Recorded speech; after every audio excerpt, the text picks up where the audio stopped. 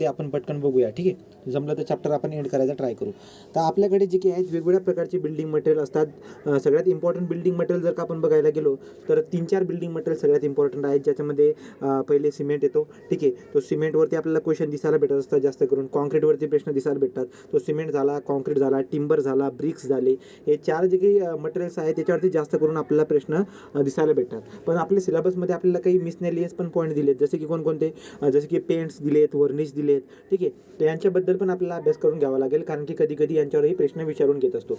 तर मग आता बिल्डिंग मटेरियलमध्ये cement, lime, mortar, aggregate, admixture, water, concrete, brick झालेत, रॉक झाले, स्टोन, टिंबर, स्टील, या एवढे प्रकारचे आपल्याला जे मटेरियल दिसायला भेटत असतात. यांना आपण ब्रॉडली क्लासिफाईड करून घेतो 2 प्रकारे. तो बिल्डिंग मटेरियल जे की आहे त्यांना 2 प्रकारे आपण क्लासिफाईड करून टाकतो, नॅचरल बिल्डिंग मटेरियल आणि artificial building material. Natural building material म्हणजे कोणते बरं का, जे बिल्डिंग मटेरियल आपण ऑप्टेन करतो नॅचरमधून. ठीक आहे, तो निसर्गातून जे मिळवतो आपण त्यांना नॅचरल बिल्डिंग मटेरियल म्हणतात. आणि जे आपण मॅन्युफॅक्चर करतो, जे बनवतो, जे बिल्डिंग मटेरियल आपण बनवतो त्यांना आर्टिफिशियल म्हणतात. जे आपण ऑप्टेन करतो निसर्गामधून त्यांना आपण आर्टिफिशियल म्हणतो, आपला नॅचरल म्हणत असतो. पण नॅचरलमध्ये कोणकोणते आहेत, जसे की नॅचरल बिल्डिंग मटेरियलमध्ये लाईम येऊन जातो, नंतर ॲग्रिगेट येऊन जात असतात, रॉक येत असतात. तर रॉक, ॲग्रिगेट, टिंबर झाला, लाईम झालात, हे जे काही आहेत हे नॅचरल बिल्डिंग मटेरियल आपल्याला दिसायला भेटत असतात. पुढे जर बघायला गेलो तर आता काय बरं काय एवढे बिल्डिंग मटेरियल्स आपल्याकडे, हे सिमेंट आहे, lime, mortar, aggregate, water, concrete वगैरे. पुढे जर बघायला गेलो सिमेंटबद्दल आपल्याला हिस्ट्री दिलेली, की सिमेंट जो आहे हा एक आर्टिफिशियल बिल्डिंग मटेरियल आहे, कारण की त्याला आपण बनवतो, तर कंपनीमध्ये बनवत असल्यामुळे हा आर्टिफिशियल बिल्डिंग मटेरियल झाला. याचा शोध लावला होता 1824 ते 1825 मध्ये जोसेफ ॲस्पेडिनने. ठीक आहे, तर जोसेफ ॲस्पेडिन याचा शोध लावला होता. पुढे जर बघायला गेलो आपण, सिमेंट जे की आहेत, सिमेंट ॲक्च्युली महत्त्वाच्या 2 घटकापासून बनत असतो, एक कॅल्करियस कंपाऊंड आणि दुसरा आर्जिलियस कंपाऊंड. ठीक आहे, तो कॅल्करियस कंपाऊंड आणि आर्जिलियस कंपाऊंड हे दोघं प्रकारचे जे पण कंपाऊंड असतात यांच्यामध्ये बाइंडिंग प्रॉपर्टी असते, चिटकवण्याची प्रॉपर्टी. त्यामुळे सिमेंट बनवण्यासाठी आपण कॅल्करियस कंपाऊंड आणि आर्जिलियस कंपाऊंडचा वापर करत असतो. कॅल्करियस कंपाऊंड जेव्हा आपण बोलत आहोत तर याच्यामध्ये काय काय, तो कॅल्शियम आणि मॅग्नेशियमचे कंपाऊंड येत असतात. तो कॅल्करियस कंपाऊंड म्हणजे कॅल्शियम आणि मॅग्नेशियमचे जे कंपाऊंड असतात त्यांना कॅल्करियस कंपाऊंड म्हणतो. आर्जिलियस कंपाऊंड कोणाला म्हणतो बरं का, आपण सिलिका, ॲल्युमिना आणि सिलिका झालेत, ॲल्युमिना झाले आणि ऑक्साईड जे झालेत यांचे जे पण कंपाऊंड आहेत त्यांना आपण काय म्हणतो, आर्जिलियस कंपाऊंड. तर यांच्यामध्ये जे आहेत सिमेंटियस प्रॉपर्टी दिसायला भेटत असते, बाइंडिंग प्रॉपर्टी असते, त्यामुळे आपण यांना वापरत असतो. पुढे जर बघायला गेलो पुढच्या याच्यामध्ये एक यादी करून ठेवली आहे, प्रश्न याच्यावरती पण विचारू शकतात बरं का. तो प्रश्न काय विचारतात बरं का, ते की कॅल्करियस कंपाऊंड कुठून भेटतात आपल्याला, आर्जिलियस कंपाऊंड कशामध्ये प्रेझेंट असतात. तर जेव्हा पण आपण कॅल्करियस कंपाऊंड म्हणतो आहोत ज्याच्यामध्ये कॅल्शियम आणि मॅग्नेशियमची मात्रा जास्त असते, हे जास्त करून कुठे दिसायला भेटत असते, लाईमस्टोन जो असतो ज्याला चुना म्हणतो आपण, त्याच्यामध्ये आपल्याला कॅल्करियस कंपाऊंड दिसायला भेटत असतात. सिमेंटियस रॉक असतो, नंतर चॉक खडूमध्ये सुद्धा आपल्याला कॅल्करियस कंपाऊंड दिसायला भेटत असतात. मराईन शेल जे काही असतात, मराईन शेल म्हटल्यावर ते शंख, शिंपले वगैरे जे काही असतात त्यांच्यामध्ये. नंतर मार्ल म्हणजे काय, समुद्रामध्ये जे काही आहेत मेलेले जे पण प्राणी वगैरे असतात त्यांच्यापासून जी पण माती बनत असते त्याला मार्ल म्हणत असतात. आणि ती जी माती असते त्यांच्यामध्ये आपल्याला कॅल्करियस कंपाऊंड दिसायला भेटत असतात. आणि अल्कली वेस्ट, तर यांच्यामध्ये जे काही कॅल्करियस कंपाऊंड आपल्याला दिसायला भेटत असतात. याच्यावरती प्रश्न विचारू शकतो. ठीक आहे, तो कॅल्करियस कंपाऊंड खालीलपैकी कोणता आहे, तर यांच्यापैकी आपल्याला लिहिता यायला पाहिजे. पुढे आर्जिलियस कंपाऊंड म्हणजे काय बरं का, ज्याच्यामध्ये आपल्याला ॲल्युमिना दिसायला भेटत असतो. आता जसं की आपण क्ले बोलतोय, क्ले झाला, शेल झाला, नंतर स्लेट झाला, ॲश झाला, यांच्यामध्ये आपल्याला ॲल्युमिना दिसायला भेटत असतात. क्लिअर, ठीक. तो देअरफॉर एवढे जे काही आहेत ही यादी लक्षामध्ये ठेवायची. क्ले, शेल, स्लेट, ॲश वगैरे हे आर्जिलियस कंपाऊंड आहेत आणि कॅल्करियस कंपाऊंड एवढे. पुढे जातो आपण आता. पुढे जर आपण बघायला गेलो तर आपल्याला विचारतात ते इन्ग्रेडियंटबद्दल. तो डिफरंट इन्ग्रेडियंट कोणकोणते आहेत, ओपीसीचे डिफरंट इन्ग्रेडियंट कोणकोणते आहेत. सिमेंट जे काही आहेत ब्रॉडली 2 प्रकार आपण बनवलेत. तो सिमेंट बनवताना मुख्यतः दोन आपल्याला मटेरियल लागत असतात, 2 कंपाऊंड लागत असतात, कॅल्करियस कंपाऊंड आणि आर्जिलियस कंपाऊंड. पण जेव्हा पण आपण डिटेलमध्ये जात असतो तर आपल्याला सिमेंटचं जे काही आहे आपल्याला कन्स्टिट्यूटबद्दल अभ्यास करावा लागत असतो. तर ऑर्डिनरी पोर्टलँड सिमेंट जो काही आहे याचे मेन कन्स्टिट्यूट कोणकोणते आहेत, डिफरंट कन्स्टिट्यूट कोणकोणते आहेत, मेन कन्स्टिट्यूट कोणकोणते आहेत. मग कोणकोणते आहेत बरं का, तर जवळजवळ आपल्याला 8 कन्स्टिट्यूट दिसायला भेटत असतात. त्याच्यापैकी पहिला उचलला मी तो ओपीसीचा डिफरंट कन्स्टिट्यूटपैकी पहिला कन्स्टिट्यूट उचलला मी लाईमचा जर का मॉलिक्युलर फॉर्म्युला बघितला तर तो असतो CaO. तो CaO जो काय आहे तो लाईमचा मॉलिक्युलर फॉर्म्युला आहे. सगळ्यात जास्त जे काही आहे लाईमचं प्रमाण आपल्याला दिसायला भेटत असतं. तर ऑर्डिनरी पोर्टलँड सिमेंटमध्ये 62 ते 67% एवढी मात्रा आपल्याला लाईमची दिसायला भेटत असते. सांगायचं तात्पर्य काय आहे की जर सिमेंटमध्ये 62 ते 67% जर का लाईम असेल तर आपला जो पण सिमेंट बनलेला आहे त्याच्यामध्ये स्ट्रेंथ ही स्ट्रेंथ ही बरोबर असेल, स्ट्रेंथ ही एकदा आपल्याला हवी तेवढी असेल. ठीक आहे, तर आपल्याला हवी तेवढी स्ट्रेंथ जर का पाहिजे असेल तर तुम्ही काय करायचं, त्या सिमेंटमध्ये लाईमची मात्रा CaO लाईमची मात्रा किती पाहिजे, 62 ते 67%. परीक्षेमध्ये जर का प्रश्न आला की ऑर्डिनरी पोर्टलँड सिमेंटमध्ये लाईमची मात्रा किती असते, तर 62% हा ऑप्शन आपण सिलेक्ट करायचा. ठीक आहे. पुढे लाईम, जर सिमेंटमध्ये लाईम जे काही असतं ते आपल्याला कशाची प्रॉपर्टी देत असते बरं का, तर सिमेंटमध्ये जो लाईम प्रेझेंट आहे त्याच्यामुळे सिमेंटला स्ट्रेंथ आणि साऊंडनेसची आपल्याला प्रॉपर्टी दिसायला भेटत असते. स्ट्रेंथ कोणाला बोलतो बरं का आपण, तो स्ट्रेंथ म्हणजे काय, ॲबिलिटी टू रेजिस्ट ग्रॅज्युअल लोडला रेजिस्ट करायची जी पण कॅपॅसिटी किंवा ॲबिलिटी आहे त्याला आपण स्ट्रेंथ म्हणत असतो. साऊंडनेस म्हणजे काय बरं का, साऊंडनेस म्हणजे काय की सिमेंट जो काही आहे ना तो सिमेंट एक्सपांड करतो, पण एक्सपांडला रेजिस्ट करणारा जी पण प्रॉपर्टी आतमध्ये असते तिला आपण साऊंडनेस म्हणतो. तर एक्सपान्शनला रेजिस्टन्स देणारी जी प्रॉपर्टी असते तिला साऊंडनेस म्हणतो. आता आपण इथून काय भेटलं आपल्याला की सिमेंटमध्ये जो लाईम प्रेझेंट असतो त्या लाईममुळे स्ट्रेंथ पण भेटते आणि साऊंडनेस येत असते. साऊंडनेस म्हणजे काय बरं का, सिमेंट एक्सपांड होणार नाही, या दोन गोष्टी आपल्याला भेटत असतात लाईममुळे. क्लिअर आहे का. आता पुढे तो जर का समजा लाईमची मात्रा जर का जास्त झाली तर सिमेंट हे अनसाऊंड होऊन जात असतं. अनसाऊंड होतं म्हणजे काय बरं का, एक्सपांड करायला लागून जात असतं. आणि सिमेंट जर का समजा एक्सपांड झालं तर त्याच्यामुळे काय होऊन जाईल बरं का, तर सिमेंट एक्सपांड झाल्यामुळे त्याचं जे काही इंटिग्रेशन आपल्याला दिसायला भेटत असतं, याची आपण स्टोरी पण बघितली होती की सिमेंटचा जर का व्हॅल्यूम जर का जास्त होत असेल तर त्यामुळे काय होईल बरं का, त्यामुळे त्याच्यामध्ये आपल्याला त्याची लोड कॅरिंग कॅपॅसिटी कमी होताना दिसायला भेटत असते. सो देअरफॉर जर का अनसाऊंडनेस झाला म्हणजे एक्सपांड जर का झाला तर त्याचं इंटिग्रेशन होताना आपल्याला दिसायला भेटत असतं, डिसइंटिग्रेशन होताना दिसायला भेटतं. ठीक आहे. पण जर का समजा लाईमची मात्रा जर का कमी झाली तर त्याच्यामुळे स्ट्रेंथ कमी होत असते. तर लाईम जर का जास्त झाला तर सिमेंट अनसाऊंड होऊन जात असतो आणि लाईम जर का कमी झाला तर आपल्याला त्याची स्ट्रेंथ जी आहे ती कमी होताना दिसायला भेटत असते. 1 मिनिट. ठीक आहे, तो हे पण झालं. पुढे जाऊ. पुढे जर बघायला गेलो तर काय बरं का, पुढे आहे की जर लाईमची मात्रा जर का या टक्केवारीपेक्षा कमी असली तर स्ट्रेंथ कमी होऊन जाते, याच्यापेक्षा जास्त असली तर सिमेंट अनसाऊंड होऊन जात असतं. त्या दोघांना लक्षात घेऊन आपण त्याची टक्केवारी एवढी ठेवत असतो. आता इथून एक रिॲक्शन लक्षामध्ये घ्यावी लागते. ही रिॲक्शन काय बरं का, ही रिॲक्शन आपल्याला सांगते की जर लाईमची रिॲक्शन जर का पाण्यासोबत होत असेल, लाईममध्ये जर का आपण पाणी टाकलं तर त्याची स्लेकिंग होत असते. स्लेकिंग म्हणजे काय, त्याचं व्हॅल्यूम आपल्याला वाढताना दिसायला भेटत असतं. तो लाईममध्ये वॉटर टाकल्यानंतर कॅल्शियम हायड्रॉक्साईड तयार होत असतो, पण या कॅल्शियम हायड्रॉक्साईडचा जो व्हॅल्यूम आहे हा लाईमपेक्षा जो काय हा मोठा आपल्याला दिसायला भेटत असतो. याचा अर्थ काय झाला बरं का, याचा अर्थ लाईमची जर का पाण्यासोबत रिॲक्शन झाली तर कॅल्शियम हायड्रॉक्साईड तयार होत असतो, ज्याचं व्हॅल्यूम आपल्याला जास्त दिसायला भेटत असतं. त्यामुळे सिमेंट अनसाऊंड होऊन जात असतं, म्हणजे एक्सपांड करतं. ठीक आहे, तो व्हॅल्यूम वाढून जातो, याचा अर्थ ते एक्सपांड झाला आणि एक्सपांड झाल्यामुळे सिमेंट जे काही फायनली डिसइंटिग्रेट होताना आपल्याला दिसायला भेटतं. सिमेंटचा दुसरा महत्त्वाचा कॉम्पोनंट आहे कॉन्स्टिट्यूट आहे सिलिकाचा मॉलिक्युलर फॉर्म्युला आहे SiO2. 17 ते 25% ही टक्केवारी आपल्याला परीक्षेमध्ये विचारत असते. 17 ते 25% जी काय एवढी टक्केवारी आपल्याला सिलिकाची दिसायला भेटत असते. पुढचा पॉईंट काय बरं का, सिलिकाची आहे ती स्ट्रेंथ इम्पार्ट करायचं काम करत असते. मग स्ट्रेंथ इम्पार्ट करणारे कोण आहेत, स्ट्रेंथ इम्पार्ट करणारे जे काय आहे तो लाईम आणि सिलिका आहे. तर लाईम आणि सिलिका यांची मात्रा जर का समजा जास्त असली किंवा यांचं जर का समजा एकत्र केलं आपण तर त्यामुळे सिमेंटला खरी स्ट्रेंथ भेटेल. ते आपण पुढे बॉक्स कंपाऊंडमध्ये बघत असतो. तर सिलिका जी काय आहे, सिलिकाला SiO2 म्हणत असतो. 17 ते 25% जी काय आहे तेवढी आपल्याला त्याची टक्केवारी दिसायला भेटत असते. सिलिकामुळे आपल्याला स्ट्रेंथ दिसायला भेटत असते. जर का सिलिका जास्त झाली तर स्ट्रेंथ जी काय आहे ती वाढून जात असते. बट सिलिका जास्त झाल्यामुळे जे काय आहे तुम्हाला स्ट्रेंथ वाढताना भेटते म्हणजे चांगलं आहे, परंतु सोबत एक प्रॉब्लेम दिसायला भेटत असतो. काय बरं का, increase the setting time of the सिमेंटची जो सेटिंग टाईम आहे याचा अर्थ सिमेंट लवकर सेट होत नाही, खूप उशिरा सेट होतो. त्यामुळे रोडच्या कामामध्ये म्हणा, ठीक आहे, तर ज्या ठिकाणी आपल्याला सिमेंटला लवकर सेट करायचे आहेत अशा कामांमध्ये हे सिमेंट तुम्हाला वापरता येणार नाही. कळालं का. तो सिलिकाचा मॉलिक्युलर फॉर्म्युला SiO2 आहे. 17 ते 25% त्याची टक्केवारी दिसायला भेटत असते. सिलिकामुळे सिमेंटमध्ये स्ट्रेंथ येत असते. जास्त सिलिका जर झाला या 17 ते 25% तर स्ट्रेंथ वाढून जात असते, पण सोबत सेटिंग टाईम जो आहे तो पण वाढून जात असतो. त्यामुळे हा एक डिसॲडव्हान्टेज म्हटला जाईल काही ॲप्लिकेशनच्या ठिकाणी. पुढे जर बघायला गेलो तर ॲल्युमिनाचा मॉलिक्युलर फॉर्म्युला असतो Al2O3. याचे पर्सेंटेज असतात 3 ते 8%. तो 3 ते 8% क्रम लक्षात ठेवायचा. Lime 1 number, silica 2 number, 3 number ॲल्युमिना 3 ते 8%. सिमेंटमध्ये जो ॲल्युमिना असतो हा क्विक सेटिंग प्रॉपर्टी इम्पार्ट करत असतो. जर का समजा मातीमध्ये बघू, माती जर का समजा हाताला जर का चिटकत असेल तर याचा अर्थ काय बरं का, त्या मातीमध्ये ॲल्युमिनाचं प्रमाण आपल्याला दिसायला भेटत असतं. सोबत जर लवकर सेट होत असेल म्हणजे लवकर जर का घट्ट होत असेल तर आपल्याला काय दिसायला भेटतं बरं का, तो ॲल्युमिना जी काय आहे ॲल्युमिना क्विक सेटिंग प्रॉपर्टी इम्पार्ट करते सिमेंटमध्ये, राईट. त्याची टक्केवारी 3 ते 8% असते. त्याचा मॉलिक्युलर फॉर्म्युला हा झाला. हा एक फ्लक्स म्हणून काम करतो. म्हणजे काय बरं का, ॲल्युमिना हा आपल्याला हेल्प करायचं काम करत असतो टू रिड्यूस दी क्लिकरिंग टेम्परेचर. ठीक आहे, हे वाला वाक्य परीक्षेमध्ये विचारतील, कुठेतरी लक्षात ठेवायचं. हा वाला ॲल्युमिना जो की आहे, ॲल्युमिना जर का तो ॲल्युमिना आपण जर का वापरत असणार सिमेंट बनवण्यासाठी तर क्लिंकरिंग टेम्परेचर कमी होऊन जात असतो. याचा अर्थ काय, सिमेंट जेव्हा बनवतात ड्राय प्रोसेस किंवा वेट प्रोसेसमध्ये तेव्हा त्याचं टेम्परेचर आपल्याला मेंटेन करून ठेवावं लागत असतं 1400 ते 1600 डिग्री सेल्सिअस, बरोबर.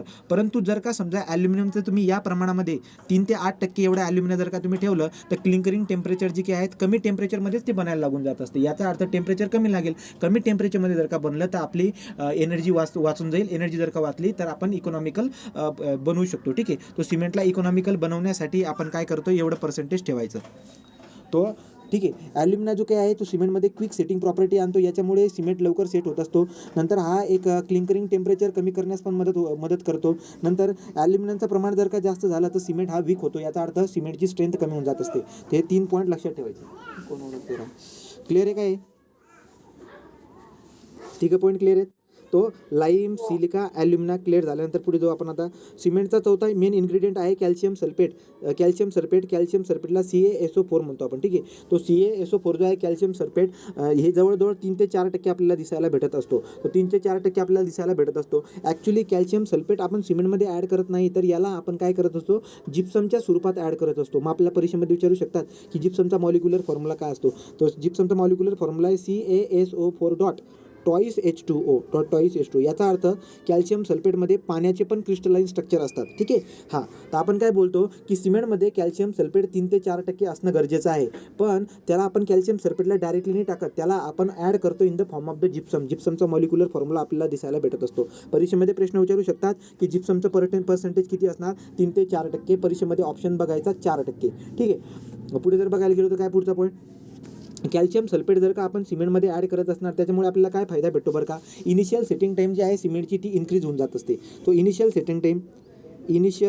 सेटिंग टाईम जो आहे सिमेंटचा तो इन्क्रीज होऊन जात असतो. तर सिमेंटचा इनिशियल सेटिंग टाईम जर का वाढवायचा असेल तर त्याच्यामध्ये आपल्याला जिप्सम ॲड करावं लागतं. याचा अर्थ कॅल्शियम सल्फेट ॲड करावं लागतो. ठीक आहे, तो क्लिअर आहे. आता होतं आहे का बरं का, इनिशियल सेटिंग टाईम याचा अर्थ काय होतो, सिमेंटमध्ये जेव्हा आपण पाणी ॲड करतो तर पाणी ॲड केल्यापासून त्याची प्लास्टिसिटी लूज कोणत्या टाईमपर्यंत म्हणजे कोणत्या टाईमपासून व्हायला सुरुवात होते, तर पाण्याला ॲड केल्यापासून त्याची प्लास्टिसिटी ज्या टाईमपासून लूज करायला सुरुवात झालेली आहे यांच्यामधला जो टाईम गॅप आहे याला इनिशियल सेटिंग टाईम म्हणतो. हा इनिशियल सेटिंग टाईम जर का आपल्याला वाढवायचा असेल तर आपल्याला कॅल्शियम सल्फेटला ॲड करावं लागत असतं सिमेंट बनवताना. ठीक आहे, पुढचा पॉईंट काय, पुढचा आहे आयरन ऑक्साईड आणि मॅग्नेशियाबद्दल आपण बघणार आहे. आता आयर्न ऑक्साईड काय असतो बरं का, तो आयर्न ऑक्साईड जर बघायला गेलो तर आयर्न ऑक्साईडमध्ये लक्ष येईल, आयर्न ऑक्साईडचा मॉलिक्युलर फॉर्म्युला आहे Fe2O3. ठीक आहे, सो Fe2O3 हा आयर्न ऑक्साईडचा मॉलिक्युलर फॉर्म्युला आहे, ज्याचा पर्सेंटेज 3 ते 4% आपल्याला दिसायला भेटत असतं. आयर्न ऑक्साईड हा इनडायरेक्टली स्ट्रेंथ, हार्डनेस आणि कलर देत असतो. ॲक्च्युली जर बघायला गेलात इनडायरेक्टली स्ट्रेंथ देत असतो, इनडायरेक्टली स्ट्रेंथ आणि हार्डनेस देत असतो, पण कलर आपल्याला आयर्न ऑक्साईडमुळे भेटत असते. ठीक आहे, डायरेक्टली.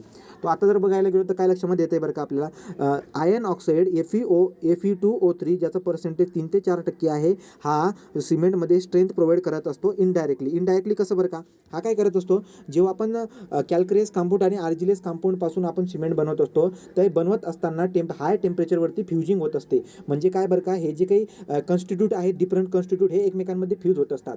तर हे फ्यूज करण्याचं काम कोण करत असतं, आयर्न ऑक्साईड करत असतं. लक्षात ठेवायचं, आयर्न ऑक्साईड काय करत असतं, हे जे डिफरंट कॉन्स्टिट्यूट आहेत या डिफरंट कॉन्स्टिट्यूटला हाय टेम्परेचरवरती फ्यूज करायचं काम करत असतं, त्याच्यामुळे स्ट्रेंथ भेटत असते. त्यामुळे आयर्न ऑक्साईड हा इनडायरेक्टली स्ट्रेंथ इम्पार्ट करायचं काम करत असतो. ठीक आहे, नंतर हार्डनेस पण भेटत असते आणि कलर पण इम्पार्ट करायचं काम करत असतो. 3 ते 4% आयर्न ऑक्साईडचं प्रमाण असतं. मॅग्नेशियाला आपण MgO ने दाखवतो, तो MgO याची टक्केवारी 1 ते 3% असते. ठीक आहे, तो मॅग्नेशिया सुद्धा हार्डनेस आणि कलर इम्पार्ट करायचं काम करत असतो. राईट, तो लक्षात काय ठेवायचं आपल्याला की हा पण सेम इनडायरेक्टली स्ट्रेंथ प्रोव्हाइड करायचं काम करतो. का बरं, कारण की आयर्न ऑक्साईड आणि मॅग्नेशिया या दोघं काय करत असतात, OPCचे जे डिफरंट कॉन्स्टिट्यूट आहेत त्यांना हाय टेम्परेचरवरती फ्यूज करायचं काम करत असतात, त्याच्यामुळे स्ट्रेंथ येत असते. त्यामुळे आयर्न ऑक्साईड आणि मॅग्नेशिया हे फ्युजिंग करायचं काम करत असतात, त्याच्यामुळे स्ट्रेंथ येत असते. म्हणून आयर्न ऑक्साईड आणि मॅग्नेशिया इनडायरेक्टली स्ट्रेंथ इम्पार्ट करतात. पुढे जर बघायला गेलो तर स्ट्रेंथ आणि हार्डनेस नंतर कलर इम्पार्ट करायचं पण काम करत असतं. मॅग्नेशियाचा ॲक्च्युअल कलर हा येलो कलर असतो, आयर्न ऑक्साईडचा ॲक्च्युअल कलर जो काही आहे तो रेड कलर असतो. पण या दोघांना जेव्हा एकत्र करतो आपण त्याच्यामुळे आपल्याला ग्रीनिश कलर तयार होताना दिसायला भेटत असतो. क्लिअर, पुढचा पॉईंट काय, तो पुढचा पॉईंट, सिमेंट जो काही आहे हा अनसाऊंड होऊन जातो कधी, जर का समजा मॅग्नेशिया जर का जास्त प्रमाणामध्ये ॲड केला तर त्याच्यामुळे सिमेंट हे अनसाऊंड होत असतं. मग आपल्या परीक्षेमध्ये प्रश्न विचारतात की कोणते कॉन्स्टिट्यूट असे आहेत की ज्यांच्यामुळे सिमेंट अनसाऊंड होऊ शकते. मग कोणते कॉन्स्टिट्यूट आहेत, सगळ्यात पहिला होता लाईम. तो लाईम जर का जास्त प्रमाणामध्ये झाला तर त्याच्यामुळे अनसाऊंड होतो, लाईम जास्त झाल्यामुळे अनसाऊंड होतो. दुसरा अजून कोणता आहे बरं का अनसाऊंड होण्यामध्ये, दुसरा जो काही आहे अनसाऊंड होण्यामागे आहे आता मॅग्नेशिया. तो मॅग्नेशियाचं प्रमाण जर का जास्त झालं तर त्याच्यामुळे सुद्धा सिमेंट अनसाऊंड होत असतो, एक्सपांड होत असतो. एक्सपांड झाल्यामुळे तो सिमेंट जो काही आहे, सिमेंट जिथं पण आपण वापरलेला आहे तेव्हाला पोर्शन डिसइंटिग्रेट होत असतो. पुढे काय बरं का आता हा वाला क्वेश्चन काय दिला आता, 6% oxide wet result heat generation. हा वाला क्वेश्चन जो काही आहे पुढे जाऊन आपल्याला क्लिअर होईल. ठीक आहे, हा पुढचा वाला क्वेश्चन आपल्याला दिसायला भेटेल. So less tendency toward the volume change formation of the crack which more than 6% of magnesium oxide by weight in the cement result high strength high heat of hydration. ठीक आहे, बघू याला पुढे आपण. ठीक आहे, पुढचा पॉईंट काय आता, पुढचं कोणता इन्ग्रेडियंट आहे, सल्फर आहे. सल्फर, तो सल्फर जे काही आहे सिमेंटमध्ये 1 ते 3% आपल्याला दिसायला भेटत असतो. ठीक आहे, सल्फरसुद्धा व्हॅल्यूम चेंजेसमध्ये रिस्पॉन्सिबल आहे. याचा अर्थ परीक्षेमध्ये क्वेश्चन कित्येकदा विचारलेला आहे बरं का, सिमेंटला अनसाऊंड करण्यामागे कोणते कॉन्स्टिट्यूट असतात. 1 number lime, 2 number magnesia, 3 number कोण, सल्फर. तर सल्फरसुद्धा व्हॅल्यूम चेंज म्हणजे एक्सपान्शन करायचं काम करताना दिसायला भेटत असतो. कसा एक्सपान्शन करतो बरं का, जर समजा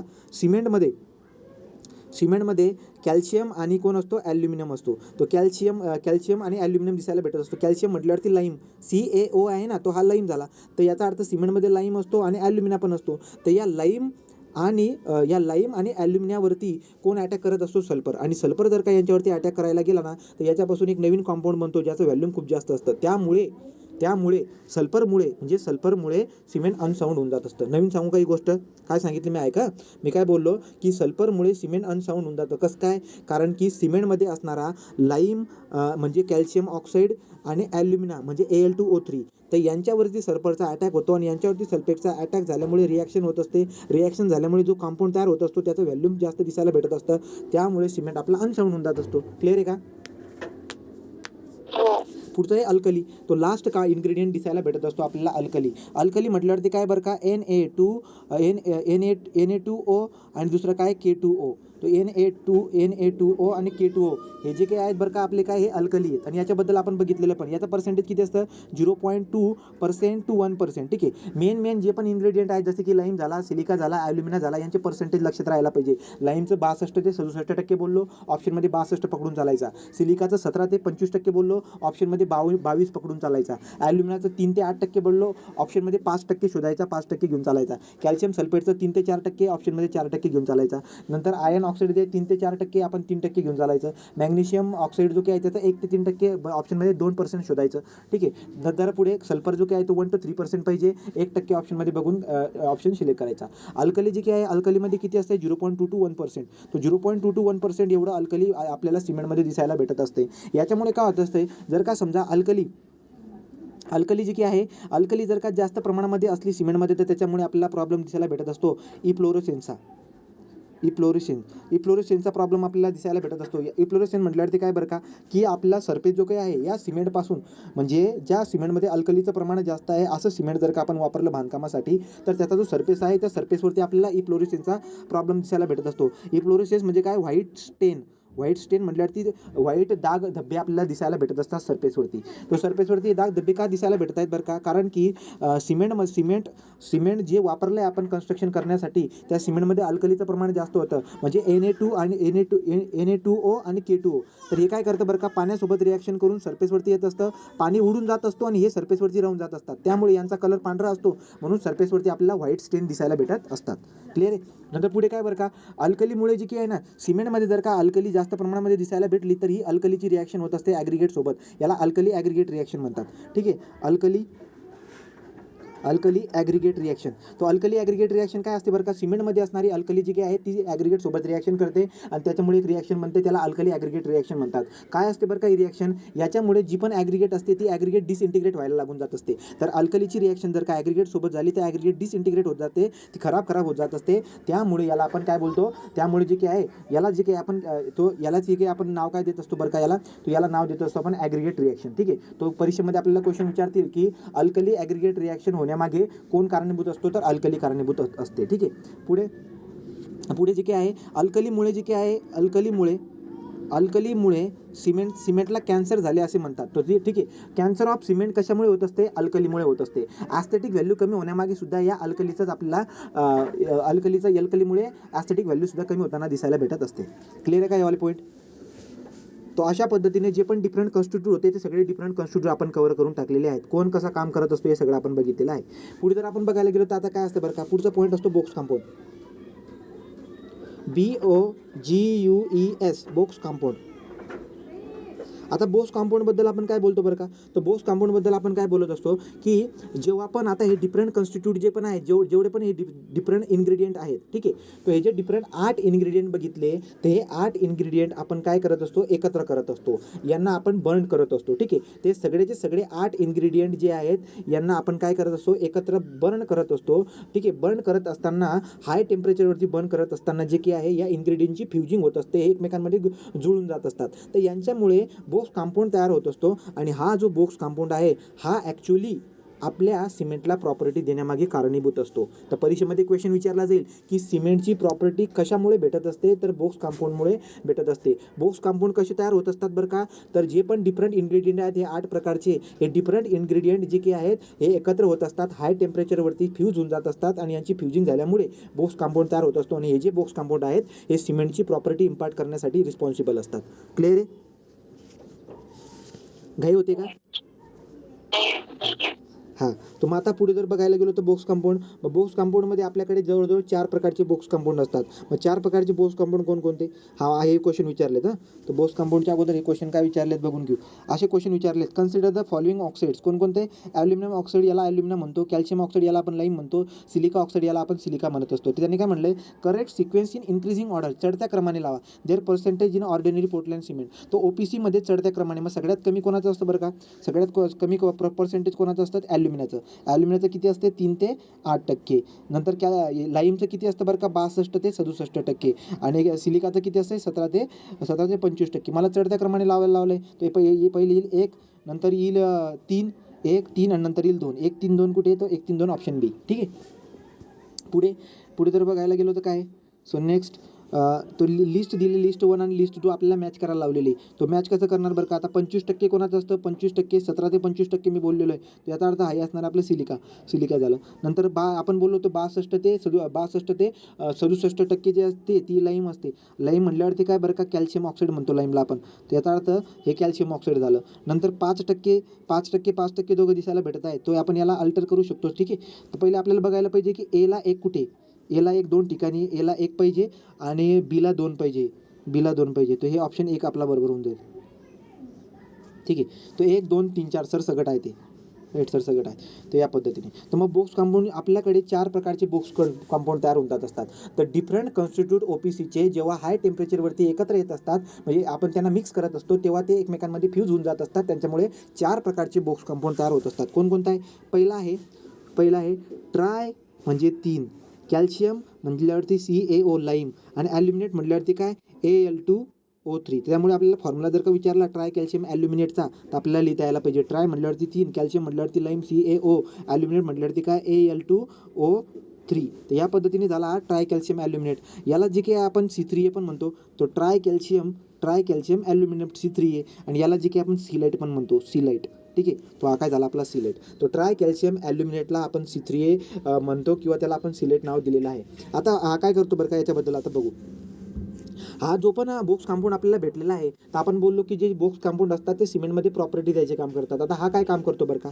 हा जो पण तयार झालेला बोक्स कंपाऊंड आहे हा पाण्यासोबत रिॲक्शन करतो. तर लक्षात घेऊ, सिमेंट प्लस वॉटर, सिमेंट आणि पाण्याची जी रिॲक्शन होते याला आपण हायड्रेशन म्हणतो. याला आपण काय म्हणतो? हायड्रेशन. आणि हायड्रेशन नावाची जी प्रोसेस आहे ती एक्झोथर्मिक असते. एक्झोथर्मिक म्हणजे काय बरं का? की जेव्हा आपण सिमेंट आणि वॉटरची रिॲक्शन होत असते त्याच्यामधून हीट बाहेर पडत असते, त्यामुळे ती एक्झोथर्मिक रिॲक्शन आहे. ठीक आहे. आता मी काय बोलतोय बरं का? सिमेंट जे बनलेलं आहे त्या सिमेंटमध्ये आपल्याला 4 बोक्स कंपाऊंड दिसायला भेटत आहेत. ट्राय कॅल्शियम ॲल्युमिनेट पण त्याच्यामध्ये आहे.